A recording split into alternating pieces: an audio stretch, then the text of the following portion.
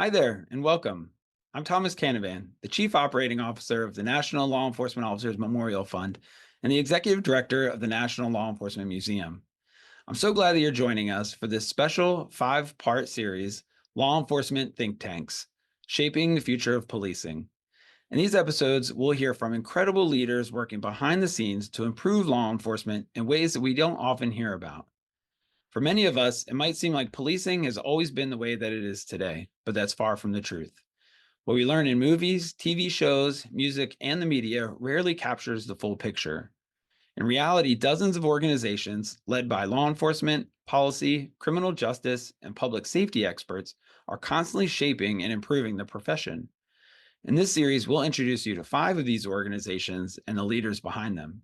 Chris Young, Executive Director of the Curve, Paul Goldenberg, Senior Fellow at the Miller Center for Policing and Community Resilience at Rutgers University, Ben Heyman, Executive Director of the Center for Public Safety and Justice at the University of Virginia, Jim Bueerman, founder of the Future Policing Institute, and Rosa Brooks, co-director of the Center on Innovations and Community Safety at Georgetown University. Each guest brings a unique perspective and decades of experience. Their stories will challenge assumptions, spark new ideas, and highlight the work being done to keep communities safe. Each of our guests' bios and links to their organizations can be found in the episode descriptions. Also, we recorded one introduction for the whole series, so when you start the next episode, you can skip directly to where our conversation begins. Thank you again for joining us today, and enjoy the conversations. Well, thank you, Jim, for joining us today. I'm very excited about the opportunity to speak with you and learn more about your career as well as the Future Policing Institute. Sure. It's my pleasure to be here. Thanks for asking me. I want to start with a little bit of background and maybe your education, where you're from. Tell us a little bit about yourself. Okay. Well, I got into policing in 1978 and spent my entire, as a cop, part of my career at the Redlands, California Police Department, which is in Southern California, about 60 miles east of Los Angeles. I grew up here, wasn't born here, but my earliest recollection is from Redlands, and I think that's important because it has a lot to do with my policing experience. I am a product of the Redlands public school system, got my bachelor's degree from Cal State San Bernardino, my master's from the University of Redlands. I'm a graduate of the California Command College and the FBI National Academy, among other things. What was your master's degree in? It's a master's in management. Today that would be an MBA, but this was quite a while ago. And my thesis was studying the difference between officers' perception about what motivated them to work and what their immediate supervisors thought motivated them to work. And this would have been in the early 80s, and I found that there was quite a variance in those two. There was a huge difference between what the street cops thought motivated themselves and what their bosses thought motivated them. And what were those motivations? So there were multiple dimensions, but essentially street cops were motivated by the intrinsic value of the work and the recognition they got from the agency, and the supervisors thought that they were mostly motivated by the money, even though it wasn't very much back then, and more tangible things like that. So it was really interesting. I did it when I was an officer, and finally finished the my thesis, which got amazingly out of control and long, when I was lieutenant. So it took me several years to do this, but it was really an interesting experience, just doing research within my own agency, and all that entails, aside from the research itself. Yeah, we still see those recruitment bonuses, from departments, and I wonder if that thought still exists. That So in California, yeah, well, I think money is important. If you understand and believe in a really basic kind of motivational theory, Maslow's hierarchy of needs. Many of us have studied that forever. I think it's important enough to meet your basic needs. So you see in policing in California places that there's some agencies whose signing bonus is north of $50,000. There's a couple I think that have hit $100,000. And some of these are in places where the street cop after a couple of years is making like $175,000 a year, which sounds amazing to me. I mean, it's crazy until you look at what the cost of living is. Those particular agencies happen to be up in the Bay Area where the cost of housing is just out of control. So, and those salaries are indexed to that local cost of living, even though most of those cops don't actually live there. They live in someplace else. And um, the Los Angeles area, probably San Diego and the Bay Area, are full of cops who are commuters, and they commute quite a ways, right? They're much like in Southern California, the fire service is, because of their work schedules, firefighters typically don't live in the town in which they work, and they don't have to because their schedules. But in Orange County or LA County, for instance, the cost of living is just off the charts. So you see a lot of commuting. There's a lot of LA City, LA County firefighters that live in my town. And like I said, when the traffic's good, we're an hour from LA. Mm-hmm. What initially inspired you to become a police officer? So when I was 13 years old, I had a little motorcycle and I was putzing around in the front yard one day. And my mom came out and said, look, I don't care if you ride it on the front lawn here, but do not take that thing on the street. And I said, yes, ma'am. She goes back in the house and I promptly take it out on the street because I am convinced I can go down the street, go around the corner, visit my buddy real quick and come back before she figures out what I've done. So I do that. And as soon as I pull into the driveway of my buddy's house, which is only a few blocks away, a police car pulls in behind me because I was not paying at all attention. I was enjoying the freedom of the open road, the wind blowing through my hair and having a great time. I was like easy rider, on my little mini Honda motorcycle. And so I get busted by the cops riding an illegal motorcycle before I'm old enough to have a license. They call my mom. She comes down to pick me up and she's going to kill me. She is so pissed at me right at that moment for, justifiably. But the guy who stopped me was a guy named Jim Smith. And I later worked with him. This is, 10 years, fast forward 10 years. And now I'm a cop at Redlands and now I'm working with this guy, he's a sergeant. And later we were captains together and I would remind him of this story, which of course he didn't remember. But I have very, very clear recollections of talking to him. I can, in my mind's eye to this day, I can still see he had a revolver and the bullets were sitting in the little individual bullet holders on his belt. He was wearing a leather jacket with the metal badge on the outside. We didn't have HTs back then, so the radio traffic was from his car was coming out over the speaker, and they had a bubble gum like single red light on the roof of the car. And I have this super clear recollection of how impressed I was, not only with, his gun, because I'm a 13-year-old boy, and the car and his leather jacket and all this stuff, but also the fact that he kept my mom from killing me because he said, look, he did something wrong, so you got to hold him accountable, but you own some of this issue, Mrs. Bueerman, by letting a 13-year-old kid on a motorcycle ride around in the front yard unsupervised. What did you think he was going to do? I mean, seriously, this is the early, I don't know, what year was this? I don't know, early 70s. And so she calmed down and, I couldn't ride the bike for a month or so. But as I have reflected on what motivated me to become a cop, I keep going back to that moment where I decided that I'm going to do that. That is for me. I don't know how conscious I was at that moment, but I do know that as I fast forwarded, over the years through my teen years, I kept coming back to that and thinking that's what I want to do. That's the kind of job I want to do. And then as I got older and understood work a little better, I think I really appreciated the challenge of the job, and not being in an office, I think was important to me early on. And certainly in the 70s, we recruited in the spirit of adventure, not so much the spirit of service. And, being a young 20 something in the late 70s, that appealed to me a great deal. With the passage of time, I think I came to appreciate that the spirit of service is as important, if not more so, in policing than the spirit of adventure. But sure was fun. I have to say that. Yeah. Had a great career. And so I'd do it while again. you I'd do it again in 2 seconds. Yeah. And while you were there at Redlands, you held every position within the unit. What was your career like there at Redlands? Yeah, I was very fortunate. I came into policing, I guess, when there was a lot of movement.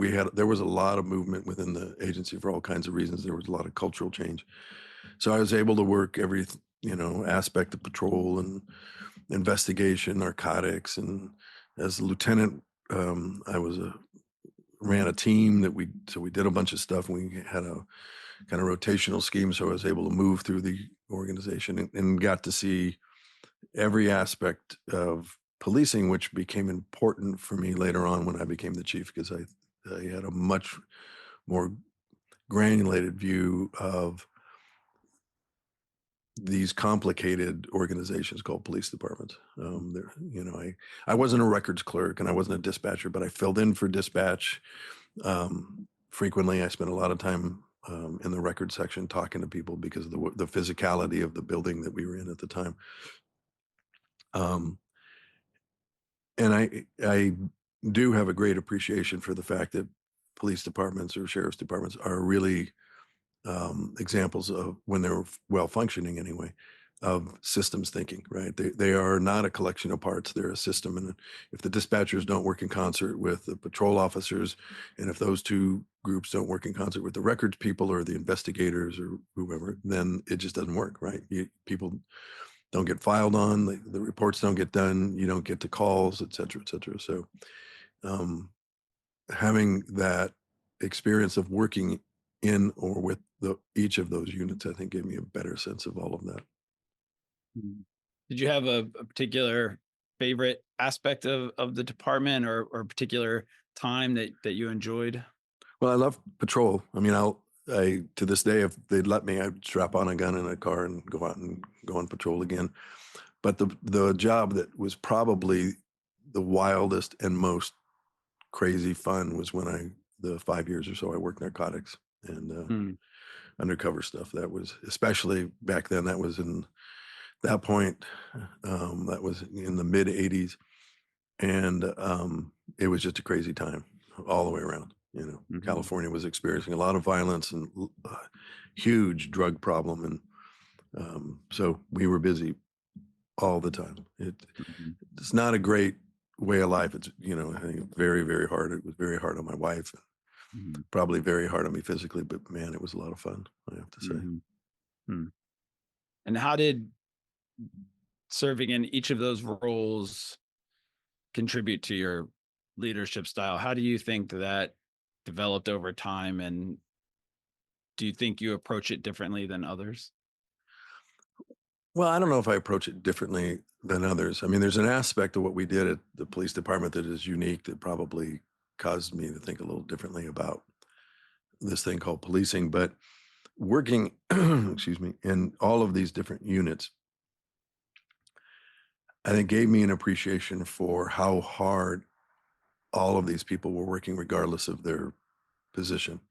Whether it was the maintenance guy, the evidence technician, the dispatcher, the records clerk, whomever, what their challenges were. And um, my, if I had to, I don't know that I had or have any one particular leadership style. It's probably more democratic than autocratic and participative than autocratic, I guess. But I truly believe that the role of a good leader is to serve their people. So maybe being a servant leader, I guess, would encapsulate that a little bit. But if you don't have a sense of empathy for the challenges that people have with any organization, and I don't know how you facilitate their success, right? If you don't understand that, and I think this is really important in a agents or an organization like a police department, where traditionally the members of that organization that carry guns and have badges tend to count more than other people. But that's a cultural thing, right? That's a choice that we make subconsciously or not. And it doesn't really make any sense if you think about it, because I don't know how patrol officers would ever get the call and respond to the right place if you didn't have people called dispatchers. And we'll never prosecute criminals based on the arrest and the reports the cops write if you don't have records clerks. So everybody's participation in public safety within a police department count, and they count as much as each other, I think. And I would extend that to volunteers. We had a very large volunteer contingent at the police department. We had a lot of civilian employees. We had, um, at one point, we had more civilian employees than we had sworn officers because of our policing model, which probably affected more of my thinking about policing today than anything, was the structure and the mission of the police department, which was unique. Yeah, I wanted to highlight the additional role that you had, and this may touch on the policing model, but as the director of housing, recreation, and senior services. So I think at the time, from what I read, that was a pretty innovative move to combine that department agency with the police department. Could you talk a little bit about that, how that came about? And Sure. I think when you mentioned the volunteers, the civilian roles, that's connected to this as well, isn't it? Yeah, I think we got to the civilian piece and the volunteer piece a little bit differently. But Mm, so in the mid to late 90s, we had for us, a very high level of youth violence. And the majority of our murders and gun assaults were being committed by young people, by juveniles. And I think there was a belief among the executive staff that whatever we had been doing for years and years just wasn't working, and because we couldn't seem to control that no matter what we did. Um, I had been doing a lot of thinking about this. I was a captain when we started down this road, and I was sitting in a United Way meeting, and I was sitting. We were talking about youth violence, I think, at this meeting, and I was happened to be sitting next to the tobacco alcohol education coordinator for the school district, and she happened to say to me, "Well, this sounds a lot like risk and protective focus prevention." And I said, "Well, what are you talking about? I've never even heard that phrase." So she goes off and explains this to me, and it dawns on me that what she has just described is actually a community policing violence reduction initiative. Um, so she tells me, who the researchers are. They happen to be at the University of Washington, Seattle. I cold call them. One thing leads to another, and we take that model called risk and protective focus prevention and adapt it to the police department. And that model simply says that there are, based on the science around adolescent problem prevention, and those 5 problem behaviors are delinquency, violence, substance abuse, dropping out of school, and teen pregnancy. So those are the 5 behaviors that this particular model looks at. And there are multiple domains inside of each of those, like community, family, um, school, right? And inside of each of those domains are these things called risk factors that are measurable. And based on the longitudinal studies that these researchers and others had been involved in, they were very clear that when young people aggregate the amount of risk in their lives, things like when your parents are involved in the problem behavior, when you experience early academic failure, when you move a lot around a community, those are risks in each of those domains that when they aggregate, you start to see them precipitate these 5 problem behaviors. So it is almost impossible, I think, to predict human behavior. but you can create probabilities. So you can say that when a young person has 7 or more of these risk factors in their life, they're in a 90% probability of experiencing violence or substance abuse or and dropping out delinquency, let's say.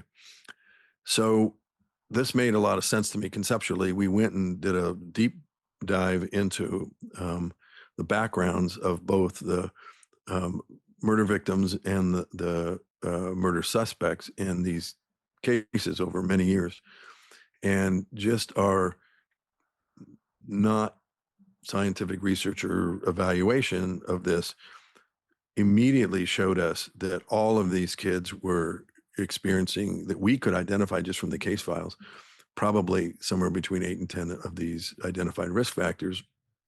So this made a lot of sense to us as a operating philosophy that we should pursue this. We then said, okay, what are the opposite of risk factors, or these things called protective factors that serve to mitigate the impact of the risk factors? And all of this, by the way, is based on a public health model for reducing cardiovascular disease. This is how this country reduced the level of cardiovascular disease, by identifying and reducing risk factors like smoking and diets high in fat, lack of exercise, and increasing protective factors. Don't smoke, get good exercise, eat well, right? These are the two sides of that particular coin, to make a very simple view. So we said, this is what we're going to do. The chief at the time, a great guy who absolutely was committed to this idea, I said, go forth and do it. So I put together this plan and met with the city council, because we realized we didn't have enough tools in our organizational toolbox to do this. We needed tools to be able to mitigate risk factors in the community domain or the family domain or whatever. So we convinced the city to consolidate into the police department the housing, recreation, senior service, code enforcement. We already had animal control. That's probably not part of this model, but we put all of those tools into the police department. Now, that didn't mean that the cops did housing programs or that they did recreation programs. It meant that the organizational experience of problem solving and getting stuff done, right? Police agencies have a real distinct bias for action, transferred to these basic city services that had heretofore been independent. Now they were part of the police department. Those civilian employees at those other agencies came over as civilian employees of the police department. And we were able to use our traditional police department resources, whether those were community policing grants from the cops office or our crime analysis unit, for instance, which we renamed to the community analysis unit, because we discovered that we could map all of this stuff. So we mapped risk and protective factors and did all this crazy stuff. And within a year or two, saw a 50% reduction in the violence in the areas where we're concentrating all of these services in this effect. And compared to the rest of the city, this is a long-winded explanation, but it's kind of hard to explain easily in a short way. So, for instance, we used the housing money that was available to us to help attack one of the risk factors called community disorganization.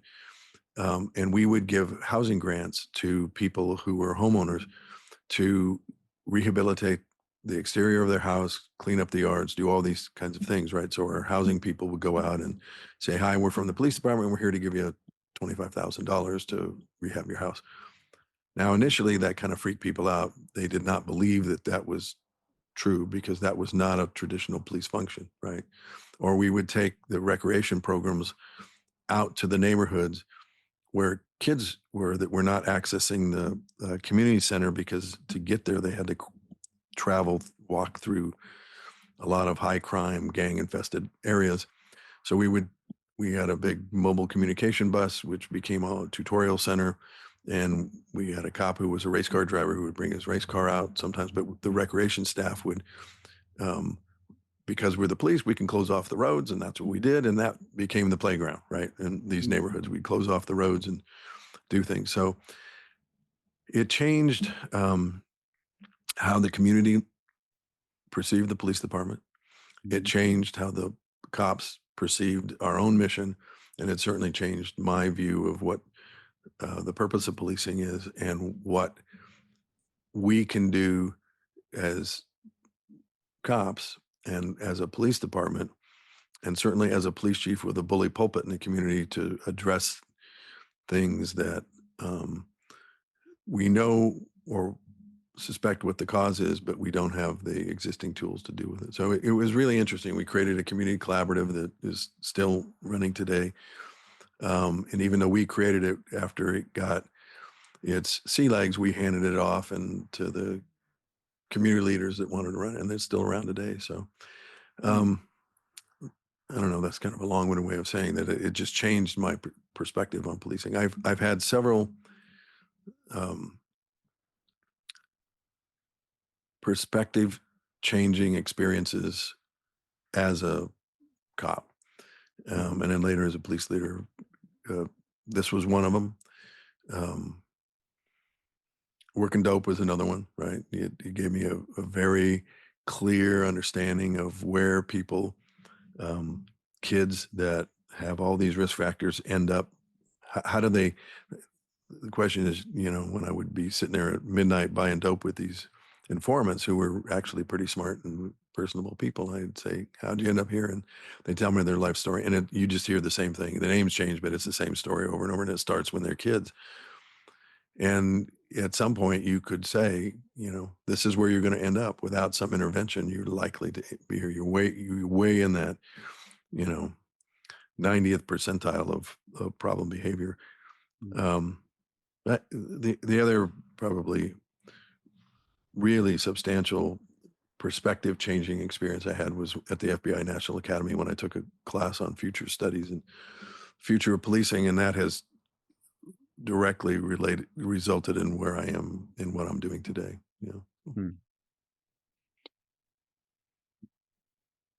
I don't know if that explained it all. It's a long story. It's kind of weird for a lot of police leaders. They look at that. I had several police chiefs kind of look at me and scratch their head. But at the time, we were not the only agency where recreation was part of the police department. There were a couple of other agencies in California, and I think that has stopped. And there's a push and a pull around that issue of the police are already asked to do too many things. Why would you give them more things to do, right? And I think all of that gets back to the fundamental question that most communities, and I think this country, is not really clear on. And that is, what's the purpose of policing? What's the true purpose of policing? And there are efforts, I think, underway and have been for a while to try to answer that. But I think it's much more than enforcing our laws. We use the term law enforcement, right? That's part of our culture. And if you're in the business, you know that it means more than that. But I think for a lot of people, that conveys that, well, you enforce the law. Yeah, you're right. That's exactly what cops do. But for the most part, that is not the majority of how they spend their time.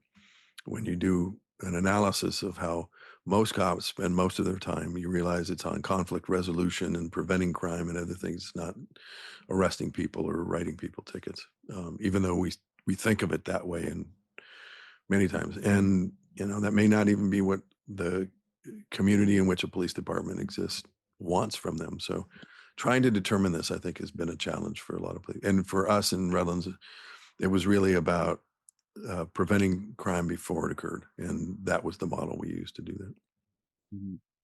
When just go back to the mapping aspect of the risk factors, were you identifying neighborhoods or individuals, victims of crimes or offenders? All of the above. All of the above. So hotspots policing is a big deal for us. It was such a big deal. In fact, we got rid of our beat assignments and we no longer had beats. We had dynamic, I think we called it dynamic beat restructuring. But what we would do is at the beginning of a patrol team's work week, the sergeant would get maps that showed where the hotspots were for the prior week for their shift. And then during the briefing, the sergeant would assign those hotspots to the officers and say, okay, Joe, you've got this one here, because everybody had the map, right? You get this area, you get that area, you get that area. And this was all connected to our belief in evidence-based policing, right? Which I think is a fundamental mental model that every police department should be using in this country. But it was a reflection of saying, this is what our data shows us where crime is, and that's where I want you to go. So um, that created another issue, which was many of the influential people in our town lived in areas where there wasn't crime, but they had the ear of the council. So if I take the cops out of those areas, put them into the areas where there's a lot of crime, how am I going to not get myself in political hot water, right? So that's where we started expanding our uniformed volunteer force, which was called is to this day still called the Citizen Volunteer Patrol, or CVPs for short. Mhm. And for the first probably 10 years or so of that unit's existence, it never was greater than maybe 20 people or so. When we realized we needed to dramatically expand this, it grew to 100, and it got even bigger than that when in the first decade of the century, 2006, 7, 8, right around in that period,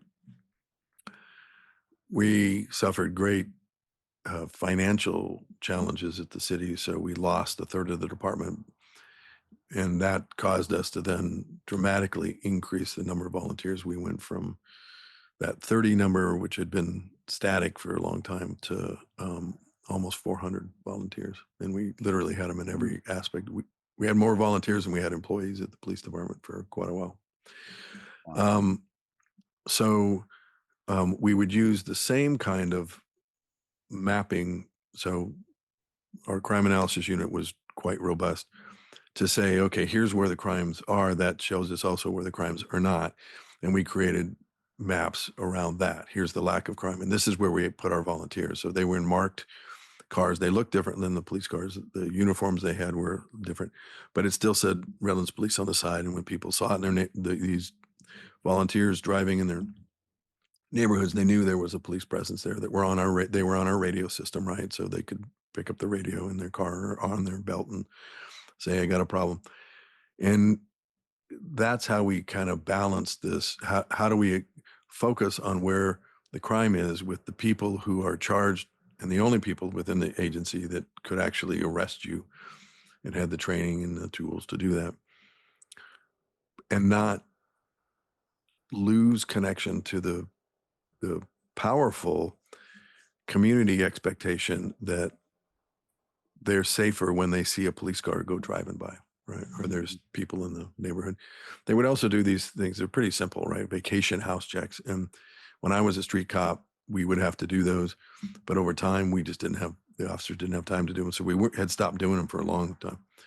And when we ramped up these volunteers, that's who did them. And so if you were on vacation and you told us you were gone, we would check your house 2 or 3 times a day, right? With Oh, these wow. volunteers, and they would drop off these little cards in your under your door or someplace where people couldn't see them, that said we came by and everything looked okay. And I can't even tell you how much people appreciated that. It was just we didn't intend it as a customer service kind of a thing, but I think it ended up that way. We were just trying to provide a higher level of service and give our volunteers something meaningful to do. And a couple times they found burglaries that had yet to be reported, and Mhm. found problems at the houses, and we were able to do stuff Mhm. about it and help people. So, and So, and not we did that, I would point out, without affecting the officers' time. Right, it had nothing to do with the street cops. Those services did not impact the street cops at all. Same thing with our housing, recreation, or senior service program. the uh the move to the hotspots Mhm. patrol, before that, when you were just doing, I guess, kind of the traditional beat patrol, was that just evenly assigned, across the city? Like, how was that different than the hotspot approach? Well, so for all of my career until we did this, the city was divided up into um, 7 geographic beats. And we would always struggle with those, right? Because we were always looking at them from a workload distribution compared to our available workforce approach. And I don't know how many times we changed that. Underlying that layer that remained even after we got rid of the beats was a grid system, a reporting grid system. And that's how we were able to tell the computer certain things, when we were trying to pull data out of our CAD RMS. We usually did it via the grid because those were very small blocks, right? I mean, they literally might only be 3 or 4 square blocks. But when we went, so our evolution was we first understood and embraced evidence-based policing. That was the first step. You got to get that piece right, I think. When you do that, then you start looking around for, what are your problems and how do you address your problems and what are the best models that have the most rigorous science and have proven repeatedly to be effective. And there are probably few policing strategies as effective as hotspots policing based on the number of rigorous scientific evaluations of the effectiveness of that model. So that's the thing we looked at for how do we decide how we're deploying our patrol forces. There's no evidence that I'm aware of, with the exception of in-progress calls, that getting to a routine call for service quickly has any reduction in crime impact. We are driven, and this is mostly a political construct, I think, we are driven in policing by these things called response times. And the emergency response time, in my view, has much more value than the non-emergency response time from a save people's lives, catch the bad guys kind of perspective. But from in a political context, both emergency and non-emergency response times have job retention implications for the police chief, right? It's a political component because people believe if I call you, I have an expectation you'll be here in a reasonable amount of time. And regardless of what that call for service is, but that doesn't make any sense. So part of the way we address that is we hired a bunch of civilian report takers and called community service officers. Those are not unique, but we could hire 2 CSOs for the same cost of hiring 1 cop. So, and they were professional report takers. They did all the forensics except on the most serious crimes. So we actually, by rethinking how we were going to use cops, we created this was our own reimagining policing, I guess, on some level. We created this new class of employee for us who got hired with the expectation that all they're going to do is take reports and investigate crimes that don't have suspects present and are not of the really serious type, right? They didn't investigate armed robberies or rapes or murders or felonious assaults, and they didn't handle anything that was in progress. But they took all the theft reports, the auto theft reports, the auto theft recovery, and residential burglaries and commercial burglaries. And in doing so, they'd all been trained in forensics. So the level of forensic science services that we were providing jumped dramatically because we had an experience with trying to teach cops how to take photographs and do fingerprinting. And that was okay, I guess, but it didn't result in many identifications of criminal suspects or prosecutions. When we went to the civilian model, those things jumped right off the chart because these people were actually good at lifting latent prints, which then got people identified. And, we would recognize that and we tracked all of that. And so our forensic capacity jumped dramatically as a result of having people who got hired with the expectation this is what they're going to do, and then left the cops to do, for the most part, what most of them thought they were going to do when they took the job, or what they wanted to do. I don't know many cops who say, well, I wanted to be a cop so I could take a late reported theft report of a bicycle off somebody's front porch, and they have no idea when it was stolen, and they have no idea who did it. That generally doesn't float many cops' boats, right? They're there to do an important job that only they can do. So when we isolated them to those things, I think their job satisfaction went up, and our customer service, the quality of our customer service went up dramatically. There are implications and ramifications of doing this. We discovered that we were losing some investigative skill sets in the patrol world because the cops weren't taking those kinds of reports anymore, right? So that was a bit of a challenge. I mean, there's no perfect model out there, I think. But when we, back to the hotspots thing, we really thought that I was a big fan of crime analysis. I spent a lot of time with the National Institute of Justice. So long before I retired and took the job in DC, I'd spent time with the National Institute of Justice and the cops office around a lot of mapping initiatives. This was back when GIS was really exploding and the world of crime analysis was exploding as a result of that.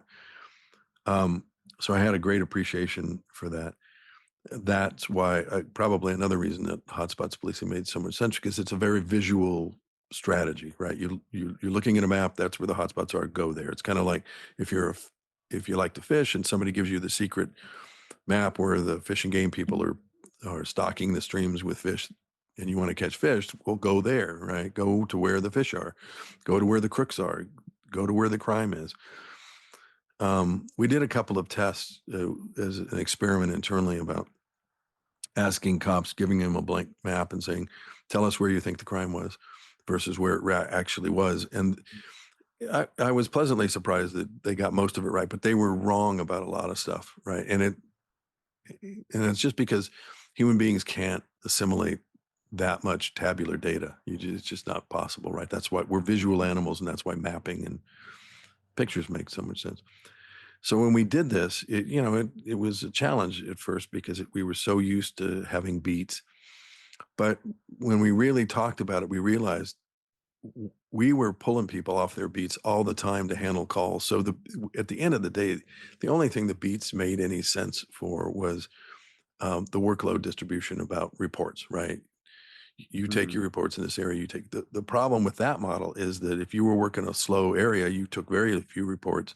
If you were working a busy area, you got hammered, right? And so there was an issue of fairness around that workload distribution. So going to this hotspot thing meant we created a very different approach to how we handed out those radio assignments or CAD assignments, I guess, that resulted in the cops having to take paper, right? It was an entirely different approach to do things. And they've continued doing this today. I mean, it's not perfect. I mean, there are issues with all of these models, but it did help us focus on the idea that most crime occurs in a very small number of very small places, right? So when you look, so we would use the hotspots map would create these blobs on the map, right? But if you were to really look deep, you're really getting down to what are called street segments, which are just a block between this street and this street, right? Kind of a thing. They get focused on hot places. So there's this idea, you have hot spots, you have hot places, you have hot people, right? And I think you have now, this day and age, I would include in all of that from a leadership perspective, you have hot issues too, things that create more problems for the leadership or the organization overall than other things do, right? It's like the 80-20 rule, right? In any organization, 80% of your problems are caused by 20% of your people. And so how do you deal with those? This is very similar for hotspots. Policing, at least half of your crime in almost every city occurs in about 5% of places. So these very small places produce a disproportionate amount of problems. And when you are inside of those hot spots, you find that it's really even a small number of physical places like a motel or an apartment building or a house that has a few people who are creating these problems, right? So you can get very focused in this. And this is, I think, the basis of this model called focused deterrence, which is really about identifying those people who are creating all the problems and trying to deal with them, and trying not to spend a whole lot of time dealing with other people who are not really creating serious problems. And when you start messing with them by writing them tickets and doing other things, and it creates other kinds of dynamics and problems, and it diverts you away from the true bad actors in the community that you really should try to deal with. Going back to when the police department was managing the housing, recreation, and senior services, when all those things started to become more integrated, what was the response from the community and some of the results? So the community loved it. I mean, it actually created some political problems for me because I had several council members complain to me that the police department had become so popular that they didn't use the word jealous, but it was obvious they were jealous. And because when I had access to those tools, right, that had never been part of the police department before, we were able to do things that were very popular in the community and solved many problems that we had heretofore never been able to address. And now that we were addressing it, and because we're the police department, I think police departments have this, as I said earlier, this real distinct bias for action. They just get stuff done, right? In many areas that had languished because of their own either organizational inertia or the bureaucracy, we were able to just cut through that and say, okay, we're not going to get this done in 3 months. We're going to do it in 3 days. By Friday, we're going to have this done. Because that's, you don't have, when you're responding to a burglary spree or a robbery spree or an in progress call, you don't have the luxury in policing to say, well, we're really kind of busy right now. So could you guys just you crooks hang out for a week or so until we can get our ducks in a row? Because we will schedule your arrest for like next Thursday. It doesn't work that way, right? That's ridiculous. But that's how the rest of government works. And so when we overlaid our sense of urgency about life, I guess, and just getting stuff done, it really changed the dynamics of things. And then when we started integrating our crime analysis unit, which I think I said we renamed to the community analysis unit, and then not only renamed it, but we repositioned its mission to look at the broader community and try to figure out what was going on. Crime is not an isolated thing. It's usually connected to many other causes and factors. And so giving our analysts this charge to think about crime differently, produce different results, which we were able to do things. I mentioned that senior services were part of what we did. And so we would overlay the SARA model that's part of problem-oriented policing on these other departments. And one of them was one of the issues that we tried to grapple with was the lack of transportation for low-income seniors in our community. And that was problematic. And also connected to that was the lack of connectedness and safety that many of these elderly people had that didn't have family. So they were living by themselves and had no real connection. So using the SARA model, we said, okay, here's the problem. How are we going to solve this? What are we going to do? We managed to get a medical group to donate like a 12-passenger bus. I talked the city into funding some bus drivers, and we created our own senior transportation system, and that we would drive you around free of charge if you were in this category, and take you to doctor's appointments, take you shopping, do whatever. And then we created a a program called Never Alone, where we had a bank of volunteers who would call these people that were housebound or alone or whatever and chat with them.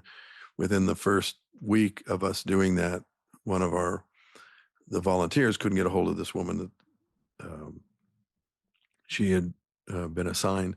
So we sent an officer out there to do a welfare check and found that she had fallen the day before and broken her hip, and she couldn't get to a phone. And had we not done that, she would have died. Clearly, it was during the summer. It gets really hot around here, Mhm. and she couldn't get to a phone. She didn't have anybody checking on her, but it was because we had set this up that her volunteer, I guess is the way to think about that, knew something was wrong, and that's how we were able to get out there and find out what happened. So we saved her life. We're doing this. I mentioned that sometimes the politicians got a little cranky about this stuff because had become so popular, right? For many reasons that had nothing to do with crime fighting. I'm sitting in this coffee house talking to the mayor at the time, and I have my back to this particular window he's looking at that's overlooking a street, and one of our buses goes by, and he says, "Why, see that thing right there? That drives me nuts." And what are you talking about? He says, "See on the side it says Redlands Police Senior Transportation Program." He says, "Why does it have to say Redlands Police?" I said, "I don't know, because it's a police vehicle. That's what we do. We put police on it. I don't know." He says, "Well, that really bugs me because everybody thinks you guys do everything." And I didn't respond to it in the way I wanted to. He's like, "Well, maybe it's because we Yeah. do." But I said, "If this drives you nuts, I'll take police off it. I don't care." I said, "What I care about is that vehicle shows up at Mrs. Jones' house, gives her a ride to the grocery store and back, right? That's what I care about." So we had to take the name off, right, to placate that particular politician. But this is the problem when in a community, when you are doing things where you become so popular, and it wasn't me, I'm talking about the department, Mhm. there are implications, right? Mhm. Because even though policing is supposed to be apolitical, police chiefs live in a political world, and you have to be politically astute. And just because you think you're doing the right thing and you are doing the right thing does not mean you still can't get whacked by politicians who Mhm. think you're just too popular. You get out ahead of your city council, you're going to have a problem. You get out ahead of your city manager, you might have a problem if you're a police chief. And Yep. I don't know, maybe because I grew up in the town, I was a bit insensitive to some of that stuff. I just did what I thought we were supposed to be doing. And Right. so Yeah. I think it's a good rule for anybody. You don't want to get out in front of your boss. That doesn't it, work it well. is, but you have to balance that with the whole purpose that you get a paycheck is to serve the public if you're a police chief, right? And protect it. And this is one of the things that nobody really teaches you about being a police chief until you take that role, that you learn that you're going to be challenged at times because you know what you have to do to keep your community safe, or you know what is right. That may not be the politically astute move. Mhm. Mhm. And then you have a decision to make, right? Mhm. And Sure. Yep. I probably because I grew up here and I knew so many people, but or maybe, I don't know, maybe I've always been this way. I had, and I still have, a very high tolerance for risk and ambiguity. So I would do what I thought was right and then worry about it. As I got smarter, I figured out I could probably still do what I thought was right and worry about it later, and bring my political bosses into the mix earlier in the process, right? Um, I suspect that the adage of "it's better to ask for forgiveness than for permission" drove many of my organizational change decisions and innovation decisions a little more than it probably should have. Yeah. Do you have any before I want to move over into your work with NIJ Yeah, and the National Policing Institute. But before we get off of your role at Redlands, any challenges that you wish you would have been able to solve before leaving your role there, and any advice for yeah. today? Well, I have many. I mean, I don't have many regrets, but there are many things that um, the agency's not doing today that I wish they had, Hmm. um, based on the number of people who have commented to me how different things are. I think there's a large segment of the community that like that policing model and wish we could still do it. Some parts of it couldn't exist because the law changed around housing issues, for instance, in California. But I think if I could go back in time, I'd spend a little more time thinking about the sustainability of certain philosophies that we had. So one of them, for instance, that was changed by my successor. I personally believe that women belong in police work and have a great place in policing. I don't even know how to say this and not make it sound like I'm pandering to women in policing. They have a place that is as equal as men do. But there's a biological reality for humans that women have to have the babies, right? So when you're talking to women officers who want to have a family, the playing field is inherently not level, right? It just isn't. So we had a lot of women officers at the department. I would try to spend time with them and say, look, and I'm a dude, I have no idea what it's like to be a woman, a cop. So why don't you tell me? These were kind of the themes of many of our conversations. And as a result of that, it was really apparent that we were the system, I guess, our system was compelling women officers that had had children while they were, let's say, patrol officers, especially, to make a decision between their kids and the job, right? Do I spend more time with my kid, especially when they're really young, or do I go back to work after 3 months or whatever it was that we were able to give them?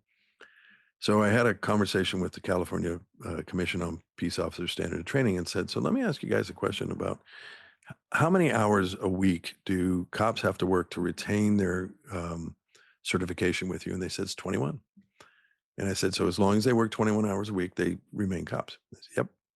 So then I went to the HR director, who was very helpful, and my boss. And ultimately, I don't know if we ever actually took it to the city council. We may have, but we just did this.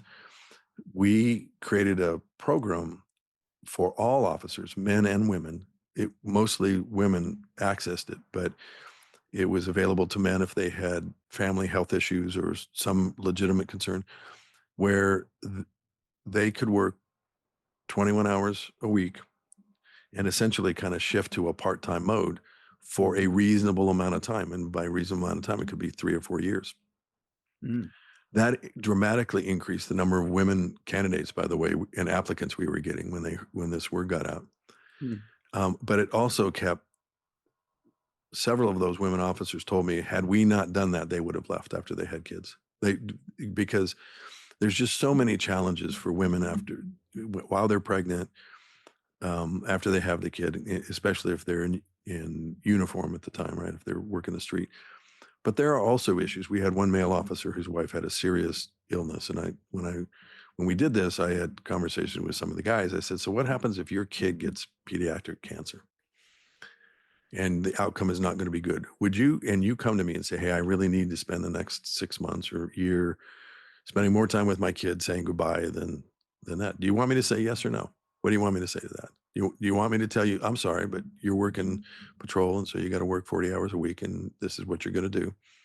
And the fact that your kid's dying is not really my problem. Or would you rather say, tell me how I can facilitate your success? Tell me how I can support you. Tell me how I can help you through what's going to be the worst period of your life. Obviously, the answer is the latter, right? So it was open to everybody. And I think this is one reason we didn't have problems selling this internally. We acknowledged that it was probably going to be accessed mostly by women, but it wasn't a woman-specific program. It was open to anybody in the agency, right? Our goal was to help our employees' personal lives work while they were working for the police department, whatever that meant. And we would take it on a case-by-case basis. So it meant a lot more work. I mean, it's not easy to do that kind of stuff, but I think it did create a different model. After I retired, they did away with that because the perspective was from an outside leader was a more traditional one that says, if you're a cop, this is what you work, this is what you do. And if you can't Mm. hack it, then it's not my problem. I think especially this day with the generation of workers that are coming into the business, you police leaders just have to think differently. And I think most, no, I don't know if it's most of them. I don't know what that number would be. A lot of them, maybe most of them, recognize this and are trying to think differently about this. I just think you really have to focus on the outcome you seek, which is, for us, it was the retention of our employees, the service to our employees, and the recruitment of new employees based on this model. And then you work backward from that, right? I think this is one of the fundamental challenges in probably all city services, but certainly policing, is trying to find agreement on the outcomes you seek, get clarity on those outcomes. And then when you have that clarity and agreement, then it becomes so much simpler to figure out what the strategy is going to be to achieve those outcomes, what resources you need, what is it you have to do that. And this directly connects to thinking about the future, which is kind of what floats my boat these days. Do you think, having been from that community and serving that community for as long as you did, gave you the opportunity to be more creative Yeah, in these situations? I mean, I'm yeah, wondering if yeah. a new leader is coming in and they don't kind of have the, that collateral within the community, that it would be hard Yeah. to imagine some of these solutions. So I think on the front end of that kind of organizational innovation, it is certainly helpful to have been from the community, because I knew so many people, right? And it was, the discussions were easier. I think after me, it would not have been hard at all to continue those kinds of innovations because we've been doing it, right? So that would have been very simple. Mhm. Mhm. I think for an outside leader coming in, you can still do all of that. You just have, it is, um, the challenges are around people getting to know and trust you, right? So I think trust and confidence is probably one of the biggest issues that is um, frequently misunderstood in the world of policing, and how you go about creating trust and confidence in people, um, and in the community, especially with communities that don't necessarily have a great deal of trust in you to begin with, or they don't know you, is important. So I think for new chiefs coming in from the outside, they spend the first year or two just trying to get their own sea legs around the organization, but also in the community, and get to a place where people know and trust them. And it's a lot of work for an outside chief to come in and do that, because they're not only are they getting to learn the agency, they're trying to learn the community and establish things. Sometimes that's better. Every city is different, right? Every community is different. If policing has not been going well, then that outside chief could be the breath of fresh air. But Right. then you are employing the skills hopefully you learned. I don't think we do a good job in this country of teaching police chiefs at scale some fundamental skills they need, and one of those is about change management, right? How do you go about articulating some future or desired change, and then going about and doing it, right? How do you strategize around it? How do you articulate it? How do you communicate about it? There's a lot of things that I think our training of leaders in this country, police leaders in this country, is just missing completely. So you learn it on the job, or you learn it other ways of finding this stuff out. But none of the things that we did required that they be done by somebody who grew up in that town, right? I mean, it made it easier. There's no Mhm. doubt about that. But I didn't invent these theories. I didn't invent hotspots policing. I Right. didn't invent crime analysis or all that stuff. All of that existed, and it is there. The challenge is creating this mental model for people about what is the purpose of policing in this community? What are the community expectations? Can we agree on these outcomes around public safety? And if we agree on them, here's our plan to achieve those outcomes. And can you do that planning and create that plan in conjunction with the community, right? A friend of mine calls this community-led policing. And I think that makes a lot of sense, right? It's a very participative model. I mean, you think about Most police leaders, I think, today would say that they're participative leaders and they bring their people along with stuff. And then the next question is, are you doing the same kind of strategizing with the community? Do you bring the community along with you and get their input about what are the things you think we should be focusing on? You're not asking the community members to tell you how to handle a active shooter, right? Or to investigate a murder or whatever. That's not the kind of thing we're saying. What are the things you want us to focus on? What does a perfect police department look like in your view? That's the aspirational model. And where are we today? And is there a disconnect between those two? This is what would cause people in a community to love us that don't love us right now. This is where we are. Can we morph into that and still retain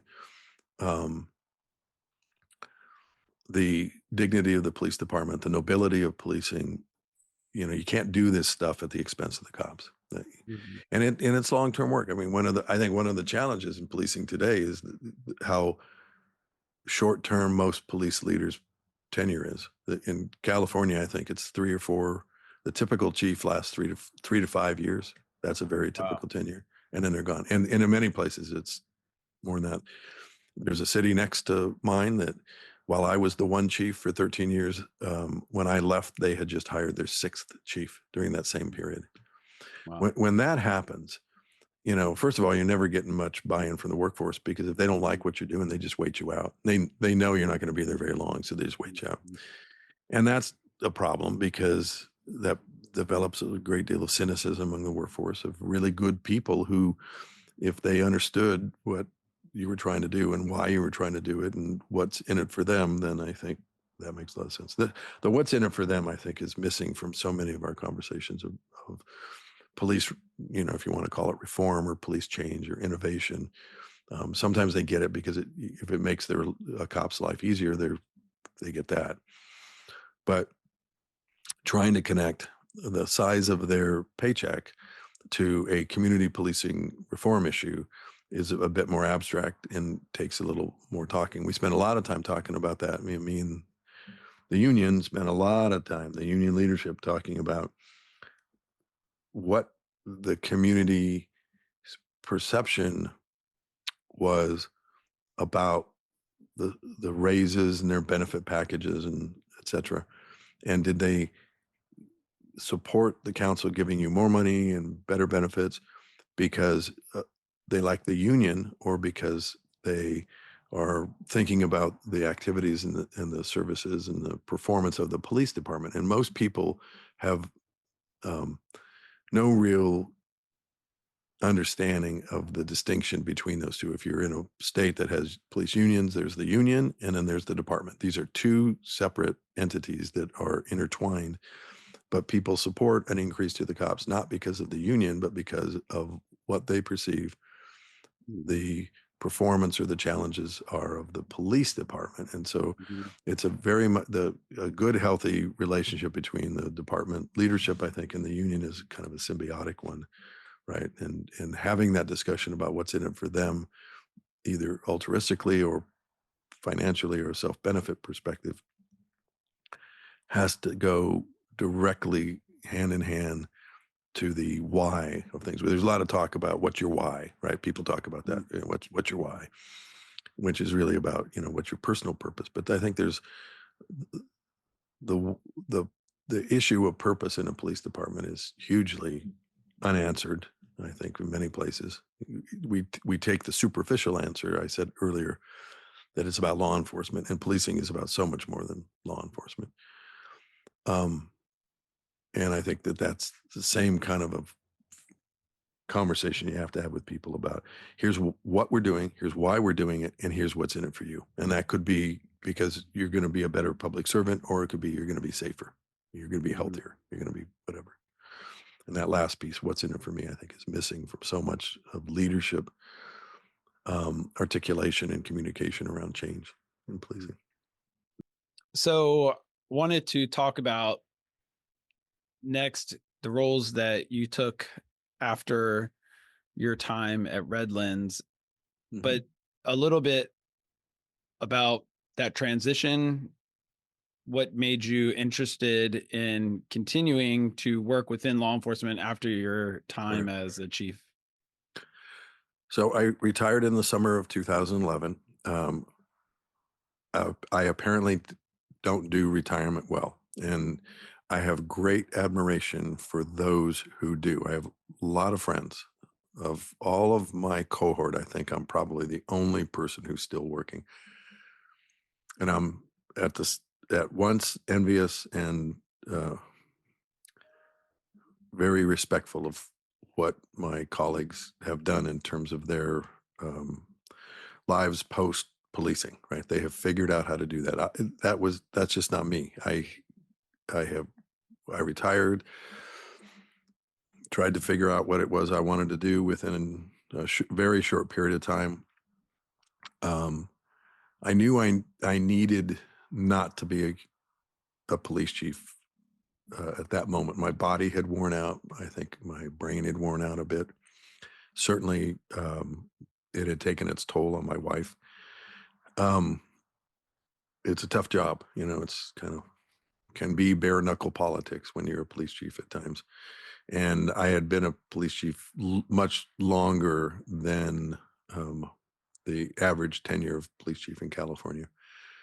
Maybe too long. One of the things I think that it would be great to think about in policing is to give police chiefs sabbaticals like they do in academia, right? And I think if I had had 6 months, 10 months, 8 months, whatever, of a sabbatical, um, I might not have retired when I did. I absolutely positively needed to recharge my mental batteries. I needed to get my health back in order.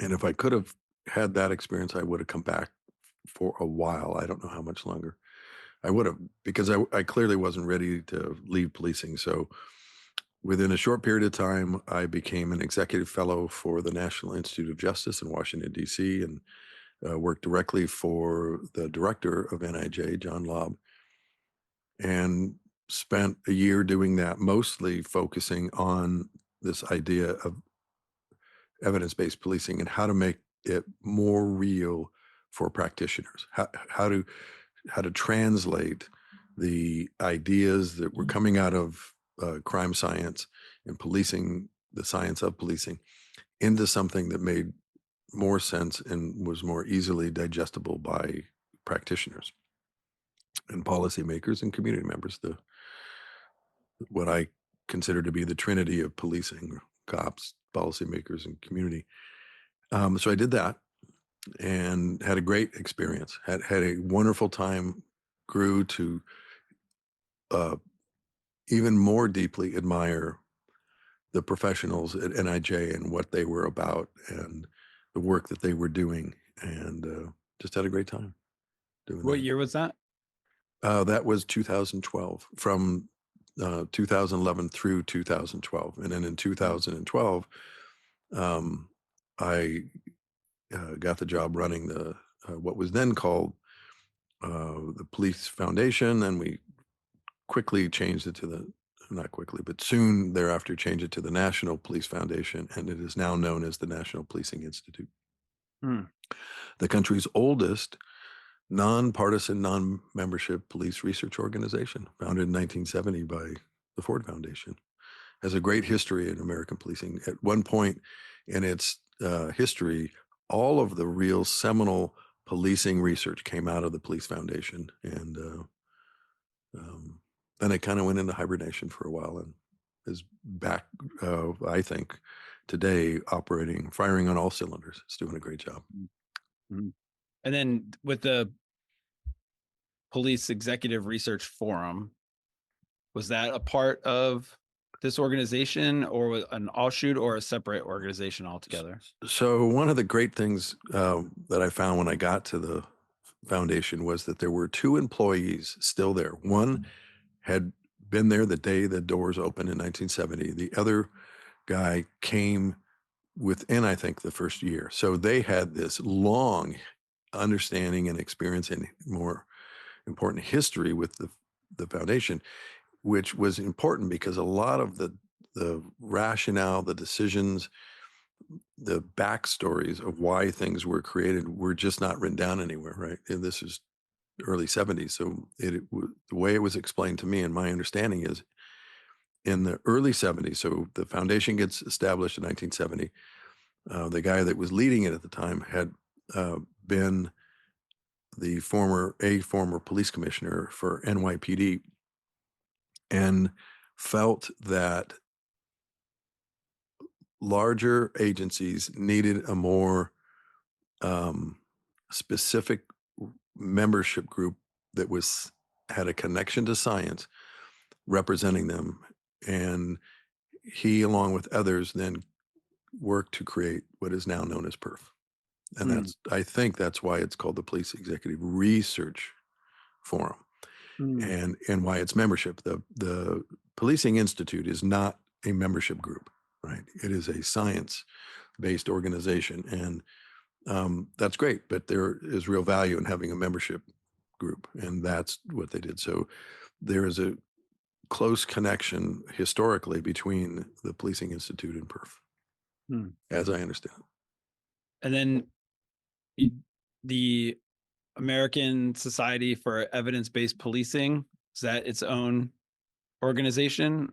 It is. It's a nonprofit that was formed by a bunch of people that I am proud to say are friends of mine.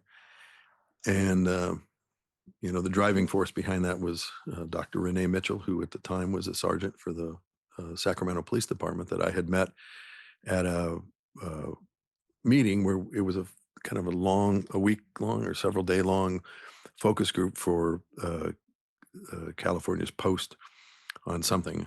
I'm not sure I can even remember what it was about. And she and I happened to be sitting next to each other, and we started talking about evidence-based policing. I was with the foundation at the time and was the American representative, I guess, or advocate or broker. I don't even know what the right term was for the Cambridge University's Institute of Criminology master's program in the UK. I was on their advisory board, and Larry Sherman, who is an American criminologist that one of the top criminologists on the planet, was running at the time. And so I talked to her about that. She um, uh, got started the program, ultimately got her PhD from Cambridge, and wanted to create this association. So the Police Foundation helped fund the early um, strategic meetings of a group of they refer to themselves as pracademics, but they're practitioners who believe deeply in this and have a lot of academic background. They were all working cops. And the American Society of Evidence-Based Policing was born. And so it is off to the races, and it's um, a flourishing organization, has a annual conference this year. I think it is in Tucson, Arizona, next month. And I think its membership grows every year and its impact grows every year. It's part of a constellation of policing folks in the UK, Canada, the United States, Australia, and New Zealand who believe that you should use the best available evidence to drive your policing strategies. And that's kind of the underpinning of the philosophical underpinning of evidence-based policing. And these are all practitioner-driven entities, right? Cops run all these things, or people that have a direct connection to policing. And so I think it's clearly evidence-based policing is a movement. It's not just a philosophy. It is a global movement in many ways. And I think they're going to expand into some other non-English speaking countries very soon. So, Is that practice adopted throughout law enforcement, or is it still no, relatively no, not at no? all. Um,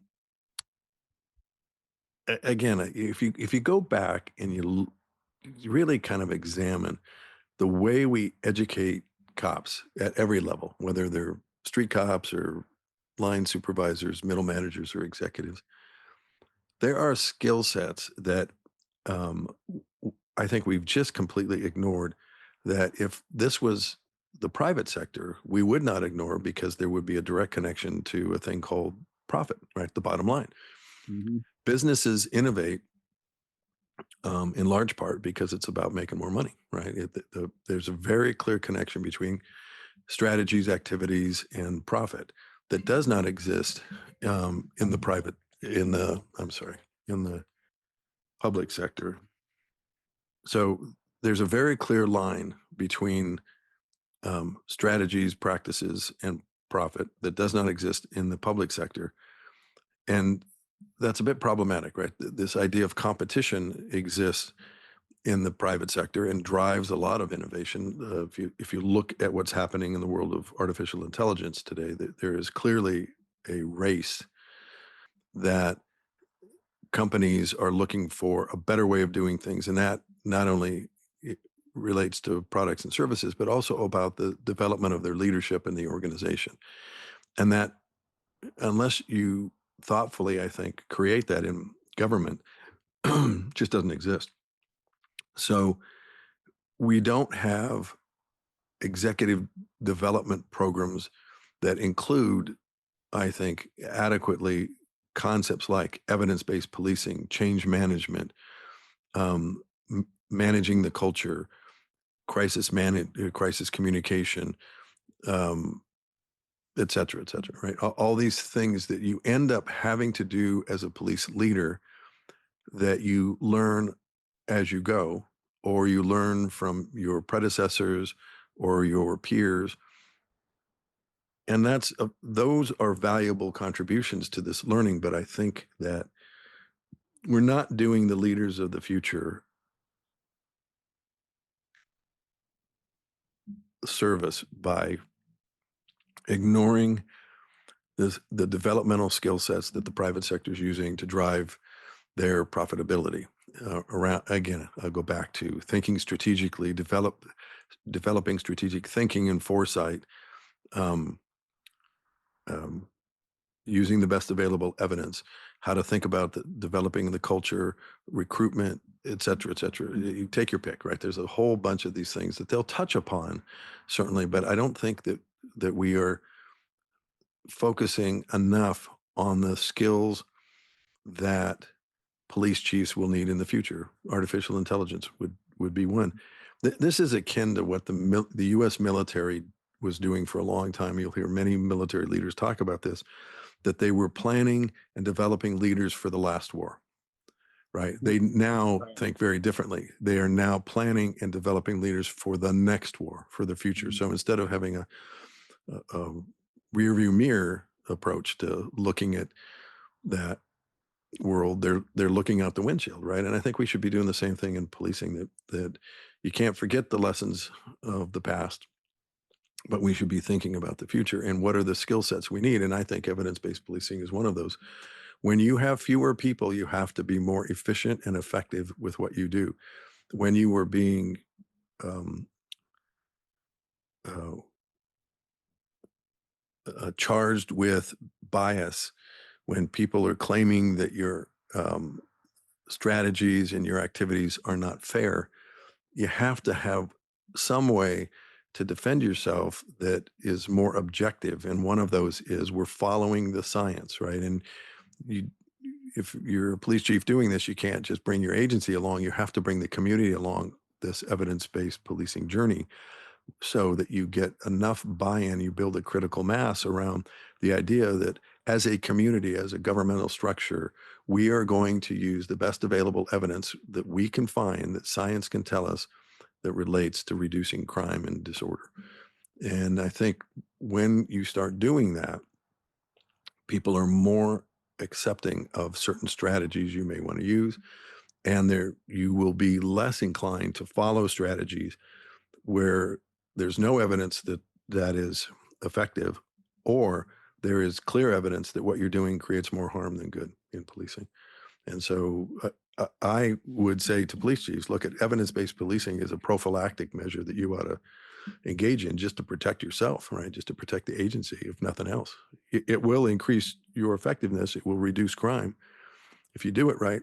But there, what's in it for you, chief, is you might keep your job longer, right? Mm. You might have So, less problems with the community if you do. what's uh the approach if it isn't evidence based? The way we've always done it. And how's that different? Well, the way we've always done it has no basis in whether it's effective or not. We think it does. All right. So as human beings, we suffer a great deal from some maladies, perceptual maladies, I think, that turn into operational realities. Mm. So one of those is that because something occurs, we think that causes something. All right. There's a difference between correlation Mhm. and causation.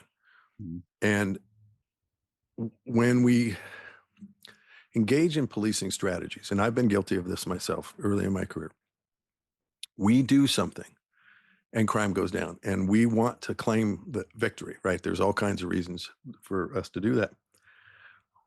So we say it's our hotspot policing strategy. I don't know, whatever. That's probably a bad example because there is actually science behind that. But Mhm. zero tolerance. We used to do the. Oh no, here's one that I was thinking about the other day that we used to do every year. For whatever reason, for years, all of the police departments in my county and the sheriff's department and my agency, one day a year, we would field everybody we could, and we would sit outside liquor stores or places that were the victims of armed robbery in the hopes that um, we would catch somebody doing an armed robbery somewhere, someplace. In my agency, that never once happened. We did this for years and it never happened. We were part of this big countywide thing. It never happened. We used to do these zero tolerance things. Everybody goes to jail for everything in the hopes that we would reduce crime. Crime may have dropped. We may have caught somebody doing an armed robbery. And then we say crime went down or we caught the guy because we were doing this. And when in fact, those are just coincidences, right? It's the correlation. Causation is the result, a determination of causation, I should say, is the result of doing an evaluation where you control for outside factors. And you Mhm. say, we've eliminated or controlled for all of these other things. And the only thing that we did differently here was this. And therefore, we can link that thing we did to either an increase or decrease. It was effective or it was ineffective. There was an effect or there was no effect. Mhm. And that means you have to understand a little bit about um, the science and scientific evaluations, the methodology, or you can claim that because we bought back all these guns, that crime went down. Maybe crime went down because the small number of people that were shooting each other all the time got killed or they got incarcerated. They're off the street. It had nothing to do with you buying back guns. Mhm. So, but there's a lot of politics in crime, and sometimes things happen for political reasons, and it's an appearance. I just think policing is a more honorable um, endeavor and should tell the truth, the whole truth, nothing but the truth. Mhm. It's a messy profession. It's a messy world out there, and sometimes things don't go well. Sometimes we make mistakes, but I think we can say, here's what we know, here's what we don't know, this is what we did, this is what we didn't do, this is how we know that what we did worked, this is how we know what we did not work. And my own experience is that when we um, openly talked about evidence-based policing in my community, and it was part of the testing process, you had to explain at every level above every promotional level within the agency a developmentally appropriate question or questions was around evidence-based policing, right? If you were a sergeant, it was different than if you were testing to be a deputy chief or something, right? It was very different kinds, but there were components in there of evidence-based policing. And I think that if we do those things, it is easier, and then do it externally too. It's much easier to say to the community, we're going to try this. We don't know if it's going to work, but here's the science behind it. Here's what we're going to do. Here's the rationale. This is what you're going to get out of it if it works.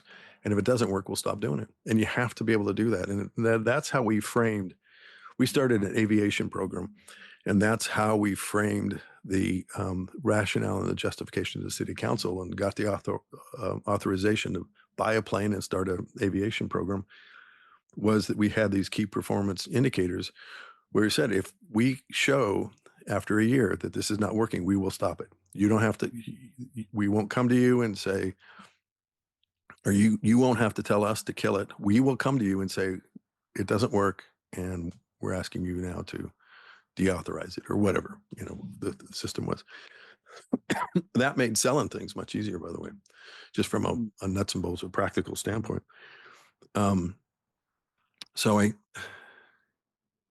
guess I've kind of lost the thread of your question. Well, the question was, which you answered, was whether, like, what happens in the absence of evidence-based Yeah. policing and strategies. And my next question is around a question that I actually had planned later as it relates to technology. And what I think is challenging for me to think about, and I imagine it's challenging for police leaders, is being able to learn a subject that you're not familiar with, that's novel in a lot of ways, and then being able to not just learn it, but then put it into practice seems Right. like that would be a challenge, right? For a lot of people. I mean, if you ask me anything about science, I won't know how to answer it, right? And if you say, "Oh my gosh, we're going to have to learn math in order for you to solve these crimes," Right. that would be hard, right? So, well, and this is becoming a bigger issue, I think, in policing, as the world is getting more complicated and technology is becoming a fundamental underpinning of policing in so many ways now. We are rapidly moving to a different place. I want to go back to just for a second about, in the absence of good science about something, what do you do? Because it relates to this question about technology you just said. So cops know a lot about crime. Police chiefs know a lot about crime and disorder and organizational strategies and all that. And when you can't find any good evidence about the topic of what you're doing, then you just have to do the best you can, right? You either do what you've been doing, or you try to set up some of your own evaluation criteria to at least more deeply ask the question, is this working? And how do we define working, right? How do we define success? Is it successful? It depends. What are you trying to achieve, right? So I do think that at the end of the day, even if you don't understand evidence-based policing, or you don't have any good science around it, you can articulate out the outcomes you seek. Everybody can do that, right? Everybody can say, and sometimes it's hard to do, but if you keep whacking away at it, you will eventually come up with a clear outcome that you seek, and then you work backwards from that. And I think this is also the case with technology. All you have to do is go to one IACP conference and go out on the trade show floor to look at how fast technology is evolving and how fast the most disruptive technology we have ever invented, artificial intelligence, is making its way into policing. And it's doing so in a void of understanding on the part of leaders and practitioners, right? Very few of us understand AI very well. I'm convinced that the people developing it sometimes don't even understand some of the things, based on the things that you see them say in public settings about the behavior of the algorithms or what they've created. I think that can be a bit chilling, right? But it's where we're heading.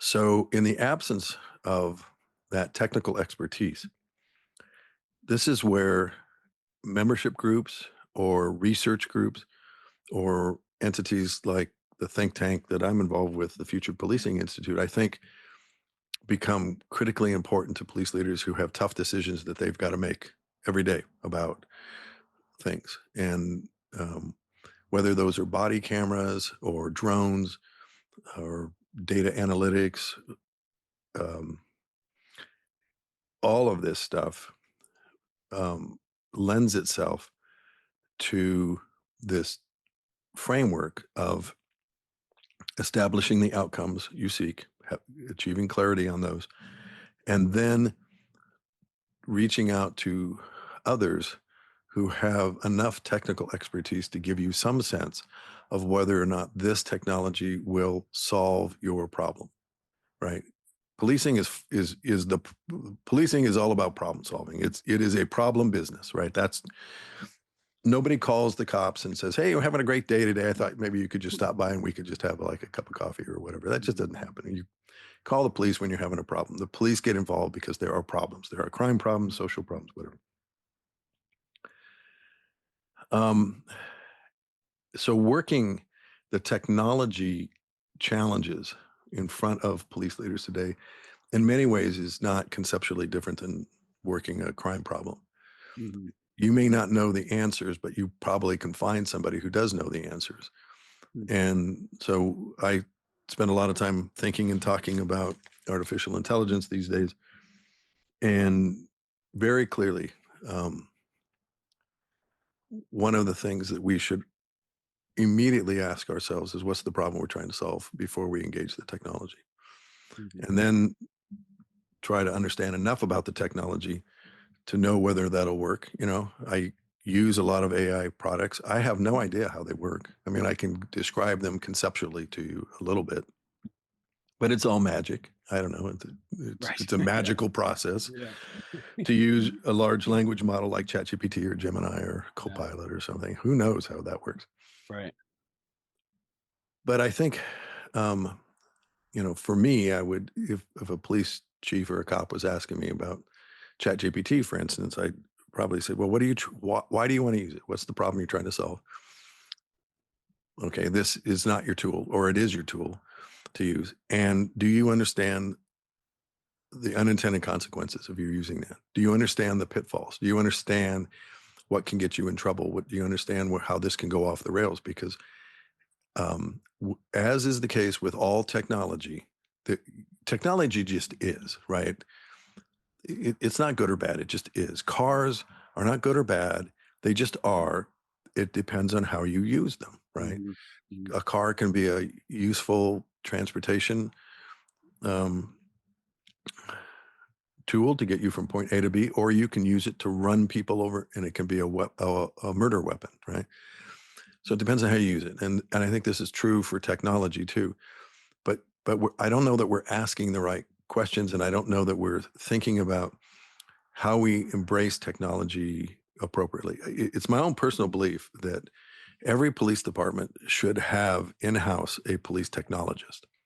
And if you're a bigger agency, that could be somebody whose entire job it is to be that they may not be cops there, but they have lots of training in the science of technology, the actual technologies you're talking about, and the ethics of the technology, right? They understand it from soup to nuts. Maybe they're not writing code, but they understand how programmers think and work and all that. And then their job is to advise the policymakers inside the department, the decision makers, about, here's the technology I think we should pursue. Here are the downsides, the upsides. How do we deal with this, et cetera. You're not one of the bigger agencies, you can do that internally with a officer that you assign. So the Everett, Washington Police Department has an officer whose job, he is the innovation and technology officer, but he's the department technologist, right? This is Everett's a city of about 180,000 people, just north of Seattle. And so they're in a region that has a lot of technology. So this probably makes a lot of sense to them. But if you're in a smaller agency, you can still say to somebody, you have every police department has at least one person in it that really loves technology. It's just the way we are, right? There's always somebody who's kind of the technology nut that always is looking at stuff. And as a collateral duty, that's what they could do, right? They could focus on how do we understand where are the places we need to go to get the answers about what this stuff is? How do we think about it? And what are the questions that the bosses here should be asking about the ethics of using this, the unintended consequences, et cetera, et cetera.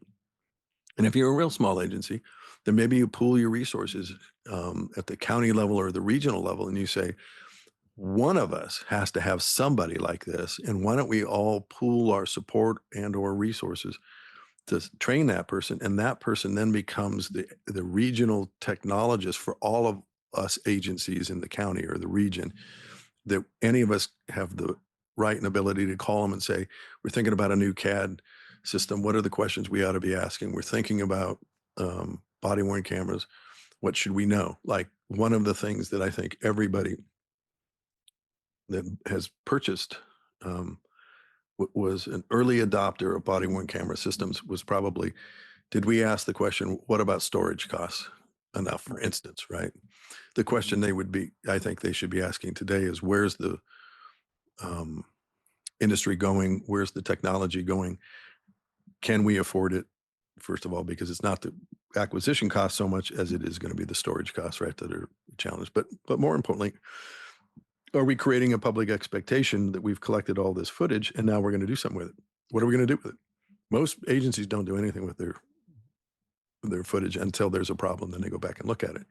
Mhm. But using AI, for instance, to create transcripts of all of that, once you get that stuff in writing, you make it amenable to analysis using a large language model, and it becomes a treasure trove of insight into what your people are doing, what the community is doing, how you're really operating. Is there alignment between your policies and the behavior on the street? Oh, those kinds of things can happen, but you gotta understand how to get from point A to B. And it's not that complicated, to be honest with you. You don't have to have gone to MIT, or Stanford and get a degree in computer science to do this. You just have to noodle on a little bit and watch some YouTube videos and, create a collaborative kind of relationship with people who are smarter about this. And every community has somebody inside the community that's super smart about this stuff, whether it's the IT director at the local hospital or the school district or someplace that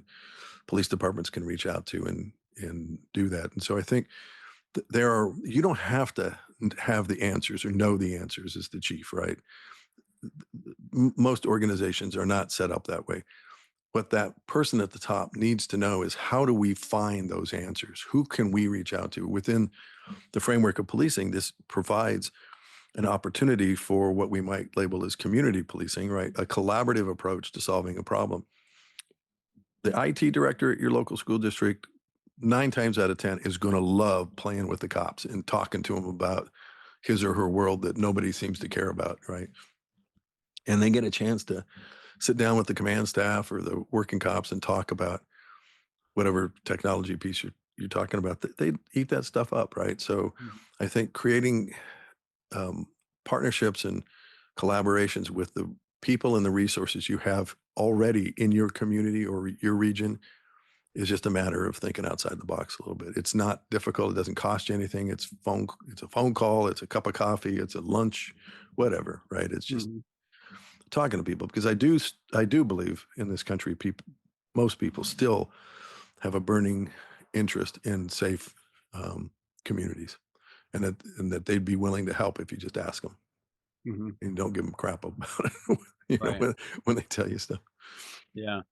Yeah, I think that's what's interesting about this series and focusing on think tanks and pulling the curtain back a little bit about which what each of these groups are doing, really focus in a lot of different areas, and there are some common threads throughout all of them. But as a resource for law enforcement, I think it's a really important aspect of the law enforcement community.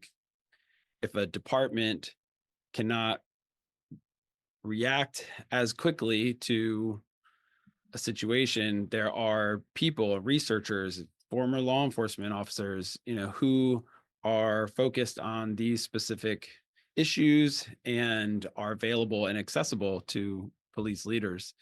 And So yeah, Malcolm Gladwell in his first book, The Tipping Point, he's written another book that's just kind of he refutes some of the things he said in the first book, but talks about one of some really interesting concepts. One of them is the value of connectors, right? The people that know a lot of people and will connect people up, right? And I think police chiefs have to be either they got to find the connector within their department that knows everybody, or they have to be the connectors for the department, right? Personally, I never once, not one time that I can think of, ever went to somebody in the community, whether they worked, like I said, the school district or other parts of the city or in a HOA or a businessman downtown, and said, when I said to them, I have a problem and I think you can help me, are you willing to at least talk to me about this and help me think this through? Not once did I ever have anybody say, I am not going to help you. That is right. not going to happen. Never happened. Never happened. Even with people who didn't like us, Mhm. right? I sat down when I got my head in the right place with people that were very vocally opposed to us and said, we clearly have a problem. How can you help me solve this problem? How can you get me smarter about this? And it changes the nature of that conversation immediately. But when you're not in that mode, you get all these people that are just want to be helpers, you know? It's like, who doesn't want to help make their town community safer? I just don't think we as police leaders think about that enough and fully um, appreciate the um, potential resources that we have in our communities to solve even traditional policing problems, right? But do it in a non-traditional way. And I think this is going to be one of the skill sets that police leaders have to develop in the future, because policing is not getting less expensive, it's getting more. We're not having more people interested in being cops, we're having fewer. And the world is not getting less complicated, it's becoming more complicated. So our ability to reach outside the boundaries of our police organizations, I think, is going to become increasingly more important. We're going to have to think in a boundaryless way in terms of solving really pressing problems. And because technology is becoming so sophisticated and is evolving so fast, this is going to be probably one of the areas where I think is the easiest for police leaders to kind of delve into, is to try to find some technology person that can help them better understand the stuff they're trying to do, or to develop their own, right? The problem is there's I don't know of any places you can send your people to and to become police technologists, you know. Mhm. Right. That's part of the problem, right? We should Mhm. create that. Yeah. So that's one of the things we are in fact trying to do, and create some kind of an online program, training program, at least get it started at the Future Policing Institute. We have a center on policing and artificial intelligence, and that's some of the work that the folks in the working group there are trying to do. So, So that's a great segue into one of the reasons that we're here today, and that is to talk about the Future Policing Institute. mm, So tell us a little bit more about that organization and why you started it and what its purpose is. sure. So the Future Policing Institute is a think tank. It's very much still in its startup mode, but its mission is to advance future policing that is effective, empathetic, and just. And so it's made up of about 100 people at this point that are some of the more thoughtful thinkers, more forward thinkers about policing. Most of them are from the United States. We have a few fellows that are from the UK and one from Australia.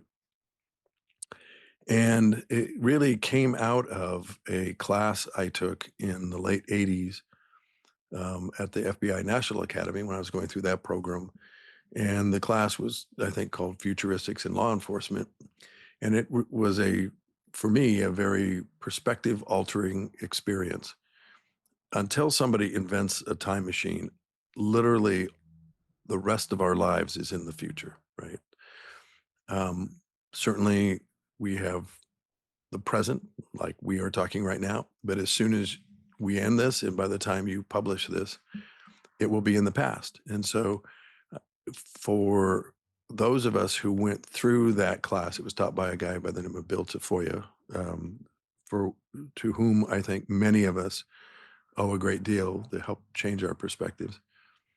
Um, that core group of people that were the alumni of his class, it's the only class you had to apply to, and there was not an automatic acceptance into it. I think changed everybody's lives that went through that in their perspective. So fast forward many years, that experience had affected me personally about how I think the people that worked for me and how I saw my role as a leader at the Redlands Police Department and then later at what is now the National Policing Institute. And when I left there, I wanted to create some kind of an organization that focused very specifically on advancing the future of policing, using policing, futures research tools and this idea of strategic foresight in very practical terms to try to help the police think differently about tomorrow.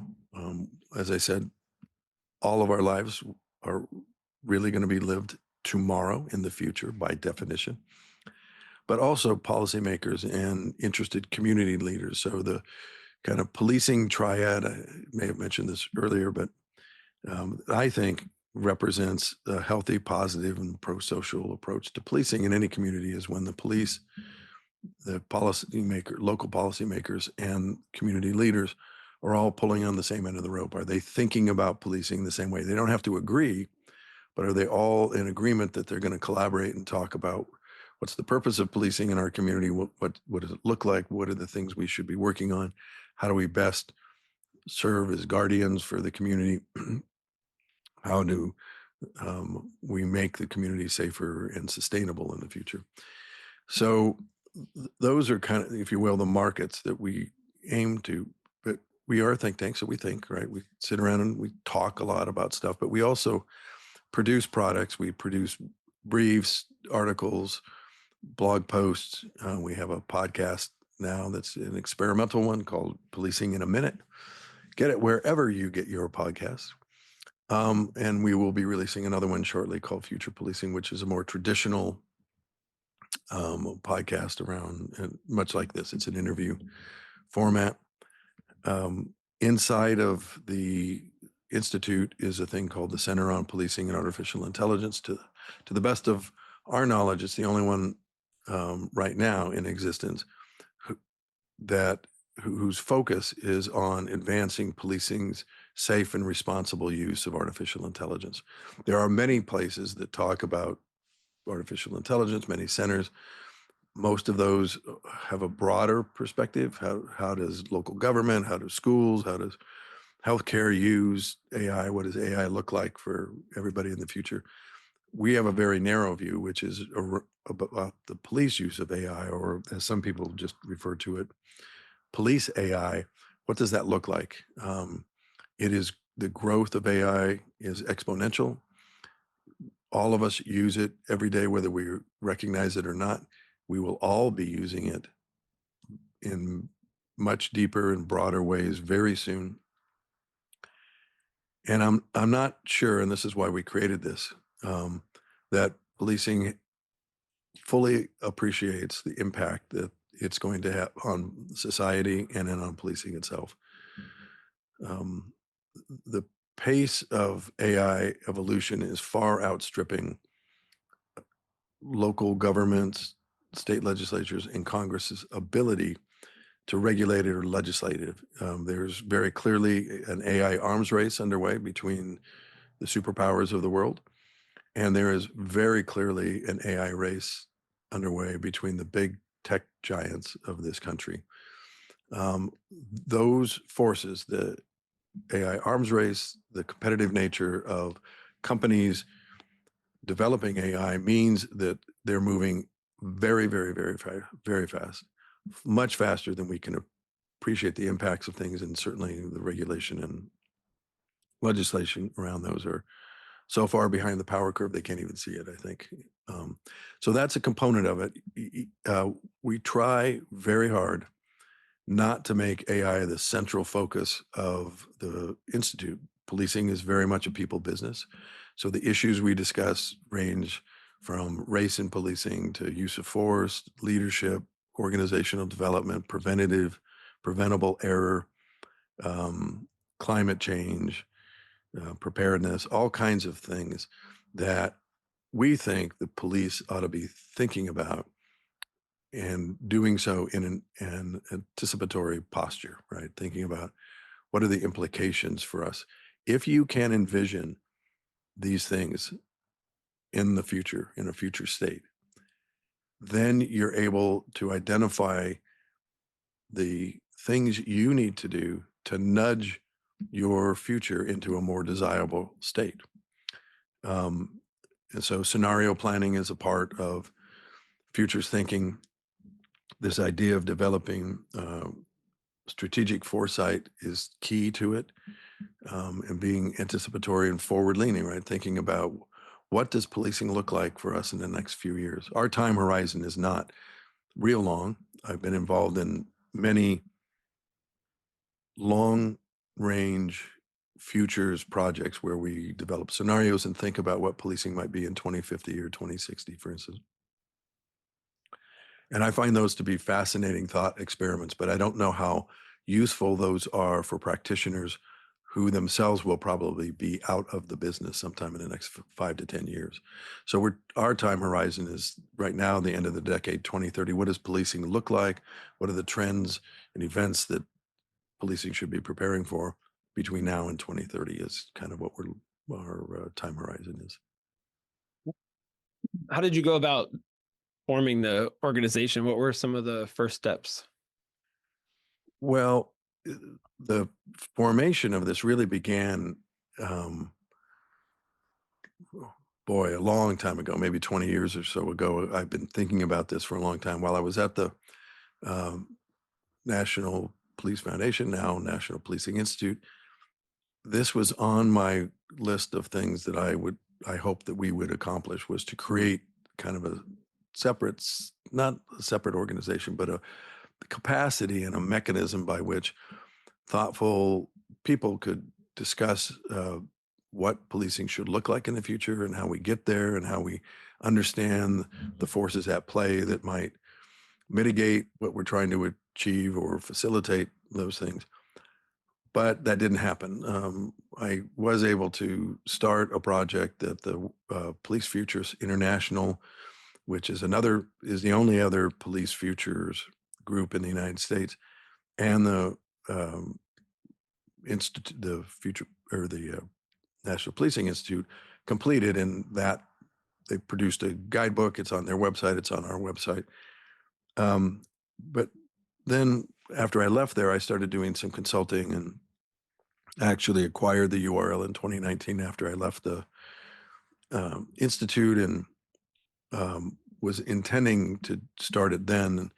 Consulting got in the way, and next thing I know, fast forward, and it's like 2013 going into 2014, and I decided if this was ever going to happen, I had to focus more intently on it and stop consulting. So I essentially stopped most of my consulting practice and then focused on this. We launched in early 2014, have really only had been operational for now about a year.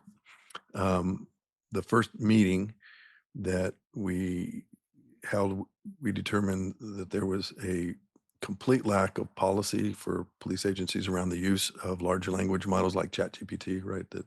And I think this is still the case. So that was our first project. We created a model policy for the use of AI in policing, and it's up on our website under the resources page.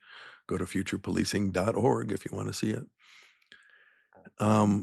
But it was pretty simple. I mean, there were mechanical issues or logistical issues about, calling people and talking to them about what this looks like and having them collaborate on the initial launch of it.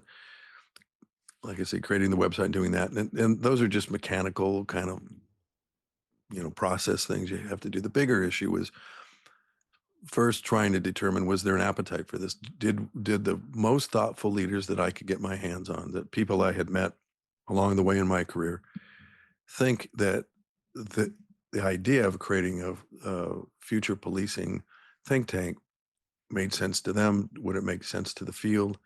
And the answer was a resounding yes. And if you look at the people that are participating in this, you'll recognize many of them have national reputations. It's a pretty diverse group in terms of their backgrounds and gender and ethnicity, which is not what we were necessarily aiming for. It just, these are the people that know a lot about policing. So that's just the way it kind of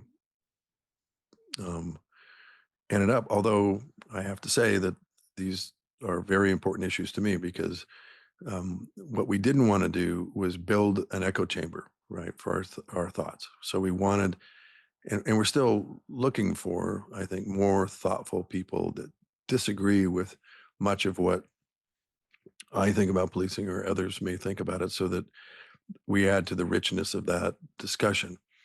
And then we just launched. We just did it. I think we can plan ourselves to death sometimes, and I have a pretty high tolerance for ambiguity. So I didn't have to know exactly what we were doing to launch it. We just needed to have enough of a frame so that it made sense when people went to the website, or made sense for us, and that's what we did. And so we're developing it all the time. It is very much like a startup that is furthering the development of its products and services. We have a AI working group that is currently working to create a roadmap for the Center on Artificial or Center on Policing and Artificial Intelligence. And we hope that we'll expand those products and services to help the police and policymakers and community members better understand, and then ultimately implement, a safe and responsible use of AI. And those two words, safe and responsible, there's a lot going on there and a lot to unpack. There's a lot of stuff going on with AI that I think we, as both a species, need to better understand, but certainly as people interested or involved in policing need to understand, so that we use it effectively and do not create more harm than benefit as we do it. And so the mission of the Center on Policing and AI is connected to the mission of the Future Policing Institute, which is, again, this idea that we can advance policing in a manner that ensures that it's effective, empathetic, and just. And each of those words has tremendous implications for how the police go about doing their business, what they think about their purpose, and how we measure their success. What role do the fellows play, and how do you manage a group of that size? And Well, it can be a challenge. We have divided the group up into 3 cohorts so that we can manage the conversations. We drive a lot of what we do through monthly conversations that we have with the fellows around a topic. Mhm. I don't know when this is going to air, but the topic that we'll be discussing in April is the future of mass demonstrations in the United States. We give them a topic, we give them a prompt, and in this case, I think we're going to be trying to explore, what did we learn from the demonstrations that occurred during the COVID pandemic, after the George Floyd killing. What did we learn from that? What policing learned from those things? And do we believe that we're going to see more mass demonstrations in the near future? Or what do we think about that idea? Those conversations then turn into products, whether they're blog posts or articles or webinars or whatever we do. But this process is designed to get some of the most thoughtful, forward-thinking people in the country to think about a specific topic in policing, and then turn that into something that practitioners, policymakers, and community people will use. So our products tend to be shorter as opposed to longer. They're all written and produced in plain language. We try to avoid jargon where we can. And they're all intended to give you a new perspective on something, but then also something you can do about it, some action you can take. So these aren't just thought pieces. There's actionable suggestions in there that police chiefs, sheriffs, mayors, city managers, whoever can go back and try to apply to their local circumstance. Managing that group of people is a joy, and it's not hard because they're great people. The difficulty in that is just the logistical piece. How do you get that many people in these three same places every month to be able to talk about stuff? And then what do we do with their thoughts? How do we take their thoughts and turn them into something that is a product? So, but that's just logistics and process, right?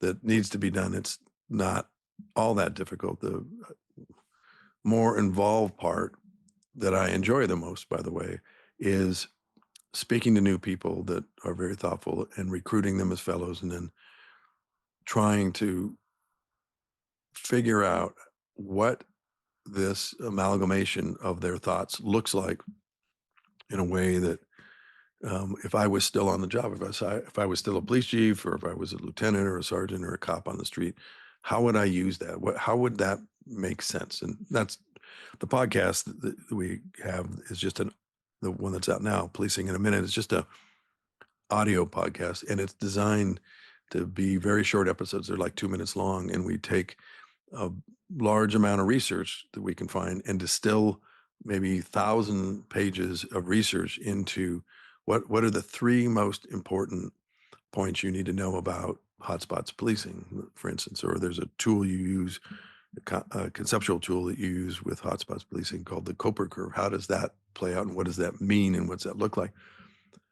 It's very difficult to take a complicated subject, trust and confidence in the police, leadership, whatever it is, and distill it down to three main points. But people involved in policing have very little time. They're very, very busy people who are dealing with lots of organizational, personnel, budgetary, political spot fires in the here and now, right? They're dealing with things today. If they don't deal with that spot fire today, it turns into a big forest fire, right? And gets completely out of control. So they have to deal with that. But so they don't have a whole lot of time to think strategically, which I think is perhaps one of the biggest challenges for police leaders in this country today, is finding enough time to think strategically about where their agency is going, what is the true purpose of policing in their community, et cetera, and then apply whatever. So I think the Future Policing Institute, one of its goals is to try to be that distillery, if you will, of these wonderfully brilliant people and their thoughts, and turning that into something that is meaningful for a patrol sergeant, let's say, or a police chief who can print something off or say to his or her command staff, read this article, it's short, and we're going to talk about it. What are the implications around extreme weather, for instance, in policing? And, climate change can be controversial for people. So even though that may be the title or the label we use, that's not really what we're talking about. We're talking about extreme weather and the implications it has. I live in Southern California and not far from Los Angeles, and we just saw in January the devastating effects of a drought followed by hurricane level winds when a fire starts, and thousands of homes were burned in the Pacific Palisades, or in a place called Altadena, which is just north of Pasadena, killed a bunch of people, etc. In Houston, there was a hurricane, and there's a phenomenon called the rapid intensification of hurricanes, and that happened there.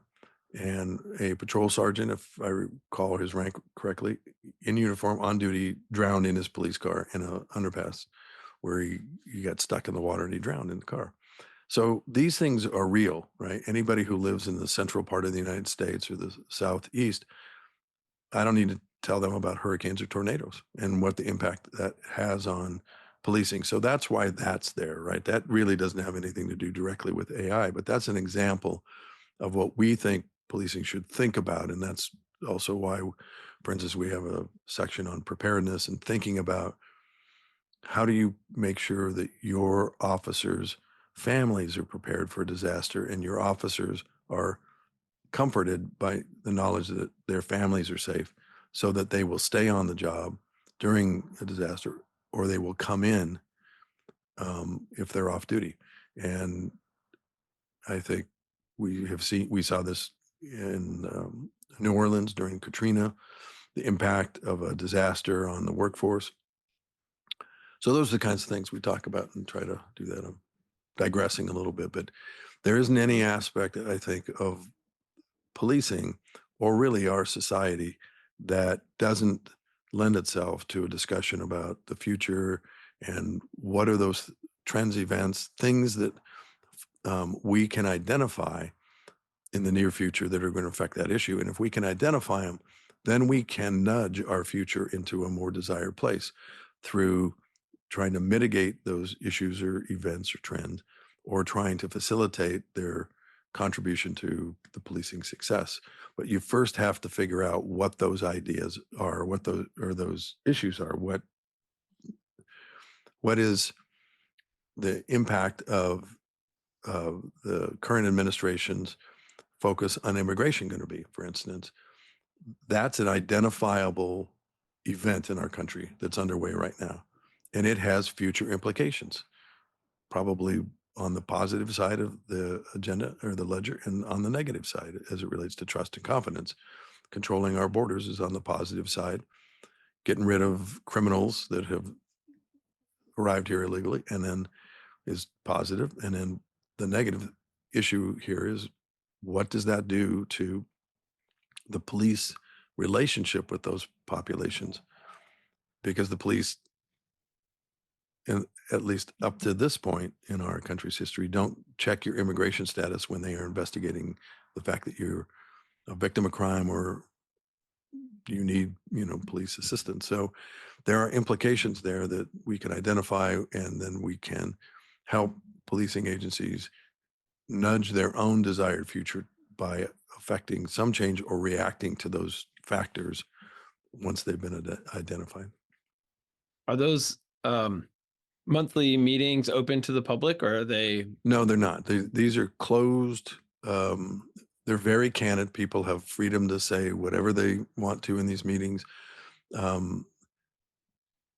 think it's important for me to protect their anonymity so that they're very candid about things. These are very blunt conversations about whatever we're talking about. And then it's up to me and some others to try to distill the essence there. And if there's a lot of emotion involved, and sometimes there is, then we try to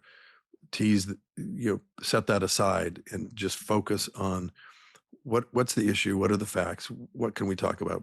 Immigration I'll go back to that again for just a second, is a really hot button item in this country, and it can engender very strong emotions from people on either side of that particular issue.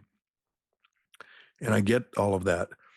Our job, as I see it, is to try to separate the policing issues in there from the emotion and say, here are clear connections between that issue and the policing experience in an attempt to try to help police leaders and other practitioners understand what the dynamics are so that they can then make a decision what's best for them and their community about how they proceed, whether to mitigate that influence or try to use it to facilitate their success.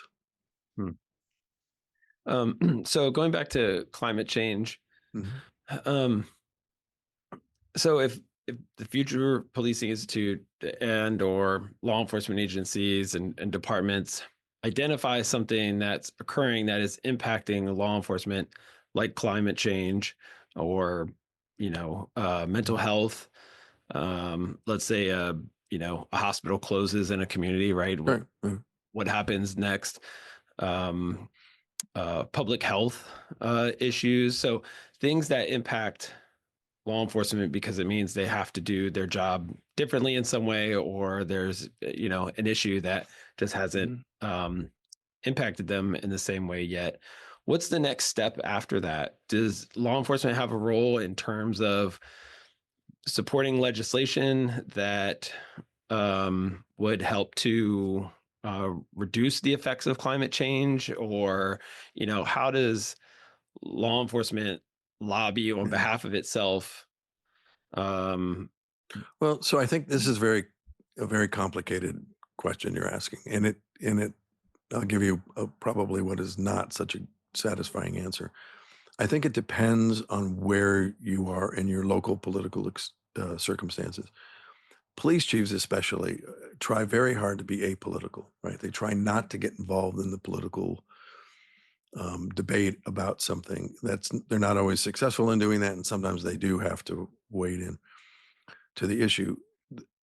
Climate change is a very controversial subject for a lot of people. There are a lot of people who don't believe it's a thing, and there are a lot of people who believe it is a big deal and may represent the end of human existence eventually. I think for us, what is more helpful and useful is even using a slightly different term, which is extreme weather, right? So whether we believe it's caused by climate change or not, Mhm. most people can agree that there are extreme weather events that have implications for the police. If you were to talk to LAPD or the sheriff's department, they will tell you that they had an absolute experience where extreme weather impacted their operations for about a week, right? Where they were dealing with fires that they could not control, that were unlike anything they had ever seen in Southern California.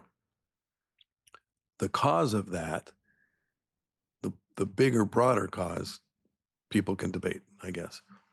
We try not to get involved in that if we can, and still talk about the implications for policing. And it can be, as simple as, do your people have the right personal protective gear to deal with a fire? Do your people have the right training to even understand the fire behavior in what is essentially a wildland fire? We had a big one when I was still on the job in the city next to us and up in the mountains. My town is located at the base of these very large mountains in Southern California. And we sent a couple of our officers over to help with the neighboring agency in evacuations and security while the fire was blazing through these neighborhoods.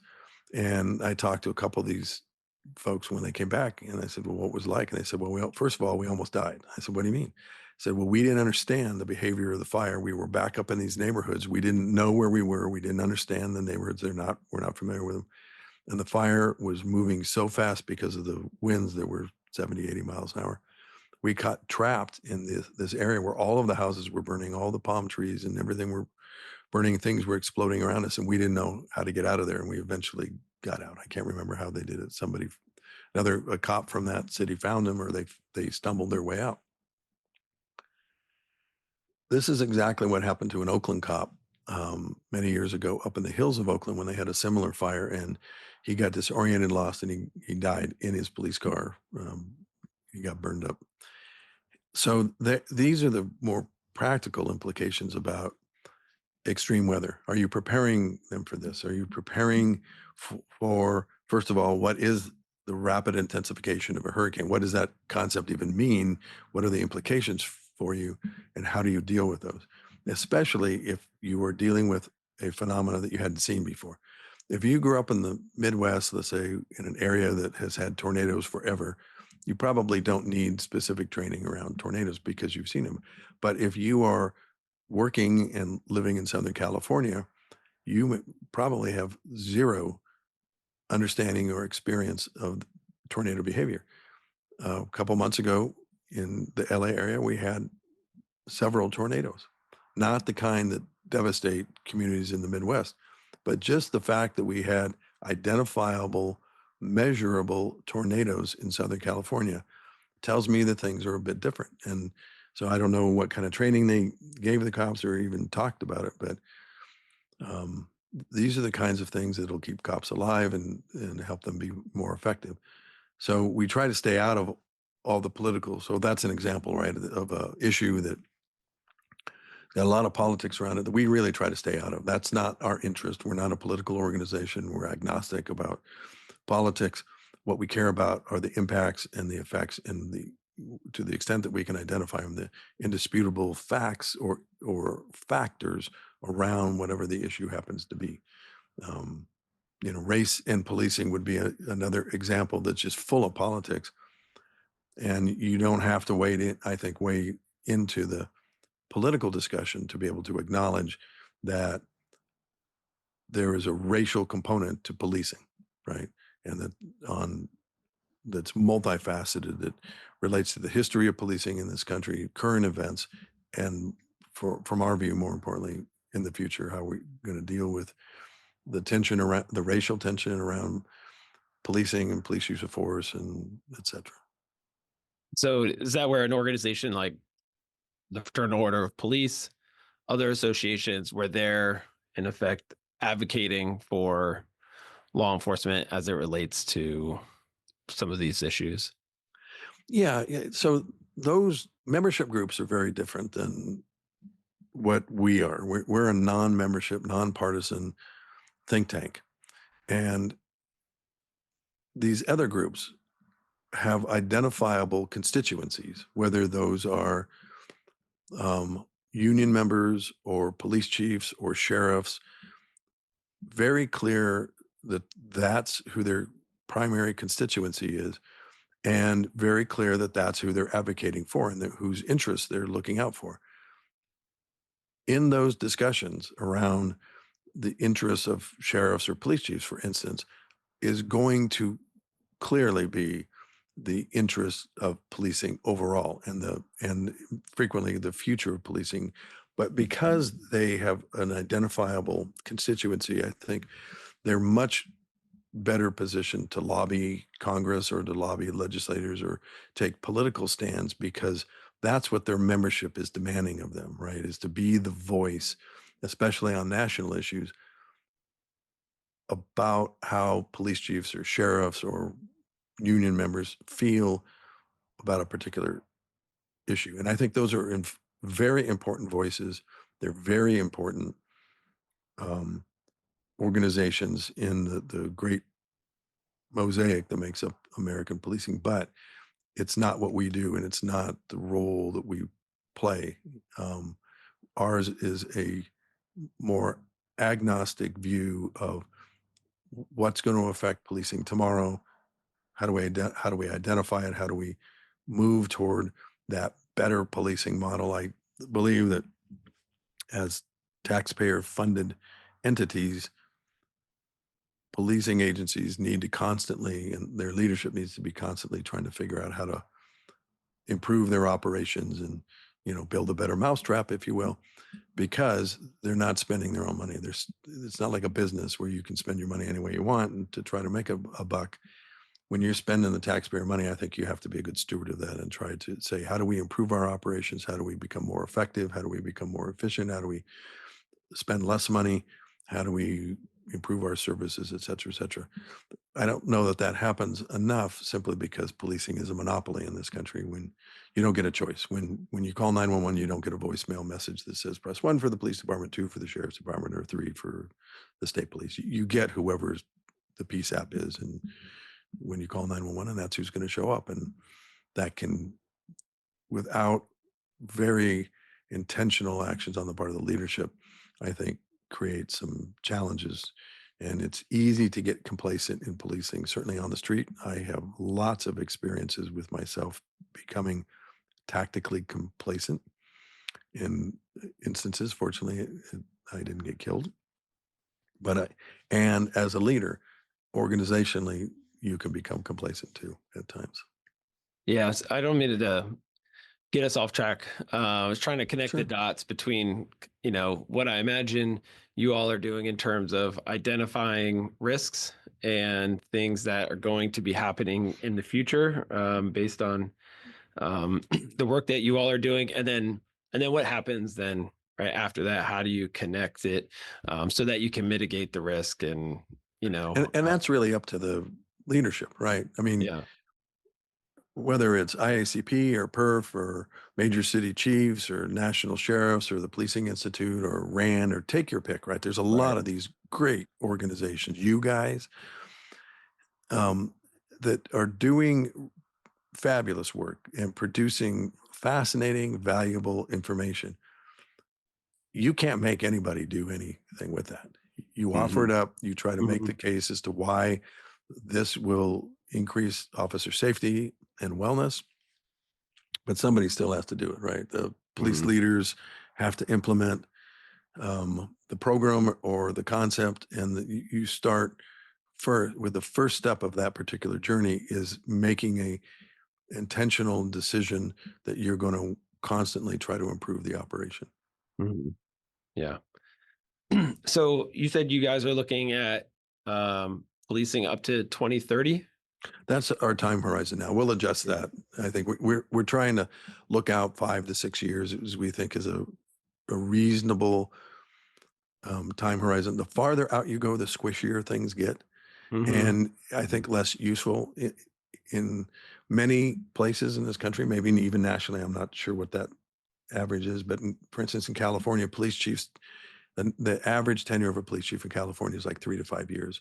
So if we're talking to people today about the future, we better be talking about a time horizon that's rational for not only them, but also the people coming up behind them, right? Their number twos, their successors. If we are talking about something 30 years out, let's say,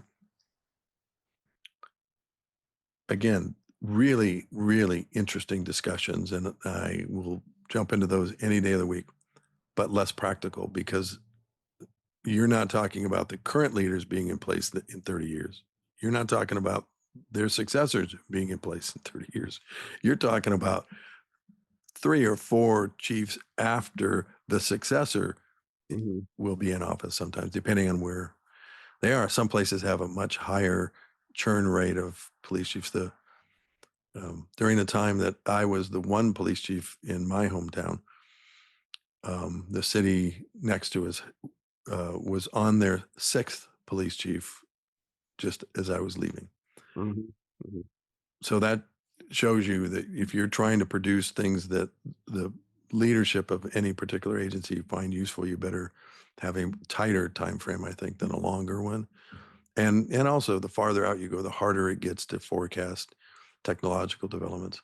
You can listen to the people who know a lot about AI, for instance, today, and listen to them discuss artificial general intelligence, AGI, which is like it's connected to super intelligence. It's the point at which we will not be able to determine algorithms from human thinking, right? It's a very advanced thing. And many of the people, the loudest, clearest, I think, and most authoritative voices around AI are talking about that occurring probably by the end of the decade. So if you're talking about that kind of advance of that incredible technology just in the next 5 years, Hmm. how are we going to be able to envision what's happening Sure. 25 years from now or 30 years from Mhm. now? I think it's important to have these kind of broad discussions, but if you're doing that, then you better be bringing in the rookies for those discussions, because those are the Mhm. people that will be the leaders in 30 years. It isn't you guys. It is the boots that just came into the organization who are still trying to figure out how not to crash their police car and get in trouble with their sergeant. So that may be a So little complicated. yeah, baby steps. Were you always interested in technology and in AI, or was this something that Well, you? I've always been interested in technology. I wasn't a technocrat, I don't think, and certainly not a technologist. Wasn't interested in AI until the last several years because it really wasn't a thing. But I've always been a bit of a gadget geek and a propeller head, and just somebody who is interested in how this stuff could be used. I don't know. I'm not interested in programming or building a computer from scratch and that kind of stuff. To me, it's just all magic. Whatever happens in my smartphone, I have no idea how that works. It's just magic. I am interested, though, in how I can use it or how the police can use that smartphone and what the implications are for that. What are the ramifications? What are the intended consequences? And what are and I find this fascinating, what are the unintended consequences of producing something like, let's say, a taser, right? A super useful tool for controlling out of control people. That's the intended consequence. What's the unintended consequences? That some people are going to abuse it. And now you create a whole nother issue with that. Or you can look at body cameras the same way. The intended consequence, I think, for a lot of people of that was um, police accountability, reduction in use of force, et cetera. And that certainly, I think there's enough evidence that that has occurred. But for in a lot of places, what it has done is actually support the police position that most of the time we do the right things and we're really good people. We're not trying to abuse people. Those people who didn't like the police, who saw cameras as the technological savior of these oppressive people called the cops, are probably not too thrilled with body cameras in some ways. They may not acknowledge that, but I think that they were a bit disappointed that there weren't more accountability measures or police reform measures as a direct result of the cameras. You know, you saw this shift from cops who didn't want cameras originally to now the officers I interact with or talk to, or the chiefs I interact with, and their people say that they absolutely want them and they don't want to hit the street without them because that's how they protect themselves from claims that they did something inappropriate. So that's the kind of stuff that I think I'm really interested in um, how that applies to policing is I think important. And I probably drove the people in my agency nuts, but we were highly innovative. We would try almost anything if it made sense. You know, if we could find a way to fund it, if we could identify the potential harm and mitigate that and identify the potential benefit, we would try just about anything. And so we did a lot of stuff. We were the first agency in the country to issue all of its field people, civilians and cops, iPhones when they first came out, for instance. That was a challenge to get past the politicians who thought that they were just luxury items. But I think anybody who has a smartphone today, especially in policing, recognizes that we call them phones, but that's only one of the functions. It's much more like one of these handheld devices that you saw on Star Trek, right? In the early days that did everything, right? Now things are capable of doing real-time language translation, biometrics, facial recognition, all things AI. I mean, they're cameras, they're recorders, they're notifications, but take your pick, right? These are not phones. We just continue to call them that. So I'm fascinated by all of those things. Yeah. And I think, you know, those are the technical things I'm fascinated in. The less technical things I think that are really speak more to like the spirituality of policing. And I do believe in the spirituality of policing. I believe in the nobility of policing are things like, how do we determine the purpose of policing? What is the meaning and the purpose of policing overall in my community and for me if I'm a cop? What is the purpose of my being a cop? Right? I think these are fundamental, almost metaphysical questions that have to be answered. We're currently seeing, for instance, it's become a little bit trendy to say, what's your why? You know, as an individual, what's your why? You know, or from an agency standpoint, what's the agency's why? And I really think that means is, you know, what's your purpose? What's your purpose of being a cop? What's your purpose of being a police department? What does the community think your purpose is? What do they want your purpose to be? What do you think it is? And going through that process. And I think that's very powerful. And we had a disciplinary model that I used to refer to as restorative discipline in my agency, where we made this very quick threshold decision about what you were alleged to have done was either so egregious that you were going to go down a path that might result in termination, or we weren't going to terminate you. You were going to still be here. How do we restore your career, your standing in the organization and the damage you may have done to the organization so that the rest of your career is positive? And when you leave the career, when you finally retire, you look back and say, this was the greatest job in the world. I am so fortunate to have done that. And a lot of people don't get this, but policing is very hard on itself. You know, the agencies are very hard on the people that work inside of them. And so thinking about that, I think, is directly connected to purpose. So I would ask all of the people that were experiencing, you know, they'd stub their toes, so we were holding them accountable. They had to have some discipline. We would do a Skelly hearing where they had an opportunity to tell us their side of the story before the imposition of discipline. And the question I would consistently ask them is, what do you think the purpose was of you becoming a cop? You know, and just get back to a basic thing. Why are you a cop? What is it you want to do? And when you're clear on that and we work through that issue, then the next question is, the behavior you exhibited here, is that consistent with why you became a cop? And the answer was always, almost, maybe always, no. Great. So that's the first step, is recognizing that what I did is inconsistent with my own self view of why I became a cop. It's certainly inconsistent with what our collective view of our department is and what the purpose of that department is. And then how do we hold you accountable and not destroy you, right? Not end your career, not make your career so distasteful for you that you're um, angry for the rest of it, right? Because I hope for everybody who becomes a cop in this country that they experience the career and then leave the career at whatever point for whatever reason, that they still look back and say, this was the greatest job in the world. And I am blessed to have had the opportunity to serve my community as a cop. Mm. So, but that, you know, that builds on all kinds of things. And that speaks to leadership obligations, that speaks to the purpose of policing, organizational agreement and consensus about why are we here? What is just our job? It's not about the paycheck. You don't get paid enough to do the stuff you have to do. I don't care how much you're getting paid and where you are. So there has to be other reasons for that, right? And that speaks to recruitment and retention and promotion and rewards and accountability. It's just all the people side of policing, I think, are encapsulated in that. But all of those have a direct connection to the future of policing. And so for us, that's how we think about it. The purpose is really tied to what does our policing experience look like tomorrow in this community? What is our commitment to the community? I'm a big fan of applying a form of the Hippocratic Oath to policing. So I did some work with a group called Police to Peace that we created a thing called the Peace Officer Promise, and it really is just the application of the Hippocratic Oath to policing. I think that's fundamentally important to the relationship that a police department has with the people the cops are paid to protect.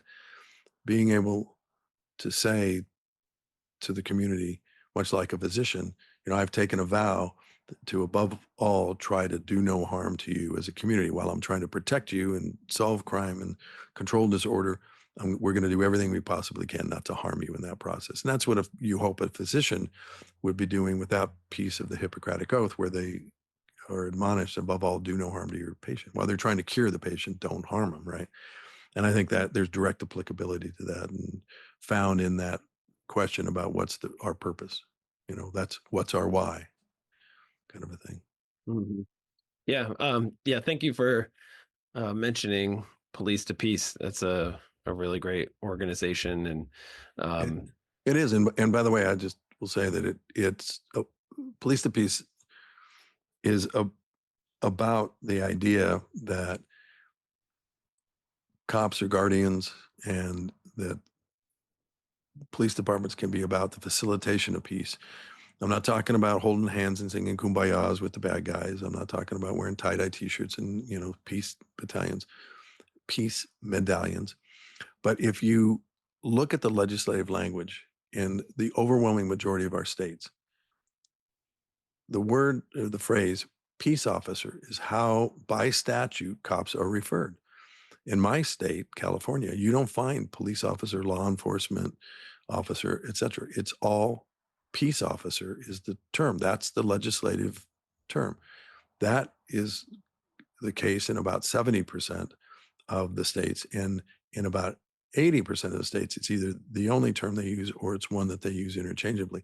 So I think there's a kind of a fundamental question here about why did the legislatures decide that cops should be known generically as peace officers, and what are the implications for us today, and how do we be peace officers at the same time we're attempting to control crime and disorder, right? I think And that speaks more directly to what cops do every day. If you were to diagnose, most cops in most cities spend most of their time on things other than enforcing the law.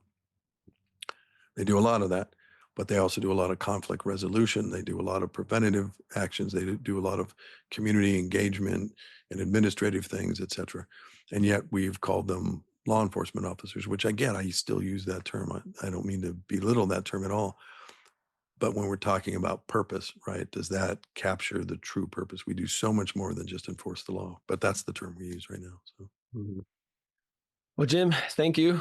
This has sure, been it's been a pleasure to chat with an you. excellent discussion. I've learned a tremendous amount, and I really appreciate all your time. So it's my pleasure. And, I would be remiss if I didn't give us one more plug. For anybody who's interested in the future of policing, go to futurepolicing.org. You can contact us off the info thing. And if you're interested in the future of artificial intelligence and policing, you can either go to cop-ai.org, or you can go to the section of our website at futurepolicing.org and click on the Center on Policing and Artificial Intelligence to get resources and commentary. As I said, you can always communicate with us on the info part of the website, and I will get back to you. I'm the guy who answers those questions. So Perfect. Awesome. thanks Thank you, a lot. Jim. Thank you. It's a pleasure. Have a great day. We hope you found this conversation enlightening and will join us again for another edition of Icons, where we introduce listeners to incredible people working within law enforcement who have had a profound impact on the community. These one-on-one interviews provide insight into their lives and careers so we can better understand their challenges and recognize their bravery, commitment, and sacrifice. The Icon series is not just about contemporary figures in the law enforcement community, but about all those who have served their communities and the world, from now and in the past. Be sure to tune back in with us for future Icons episodes to learn about key figures in American law enforcement history. Please subscribe to Precinct 444 on your favorite podcasting platform to stay connected and to receive our latest content as soon as it drops. We would love to hear from you. Send in your questions, comments, and feedback to precinct444@nleomf.org. You can help us make our content even better.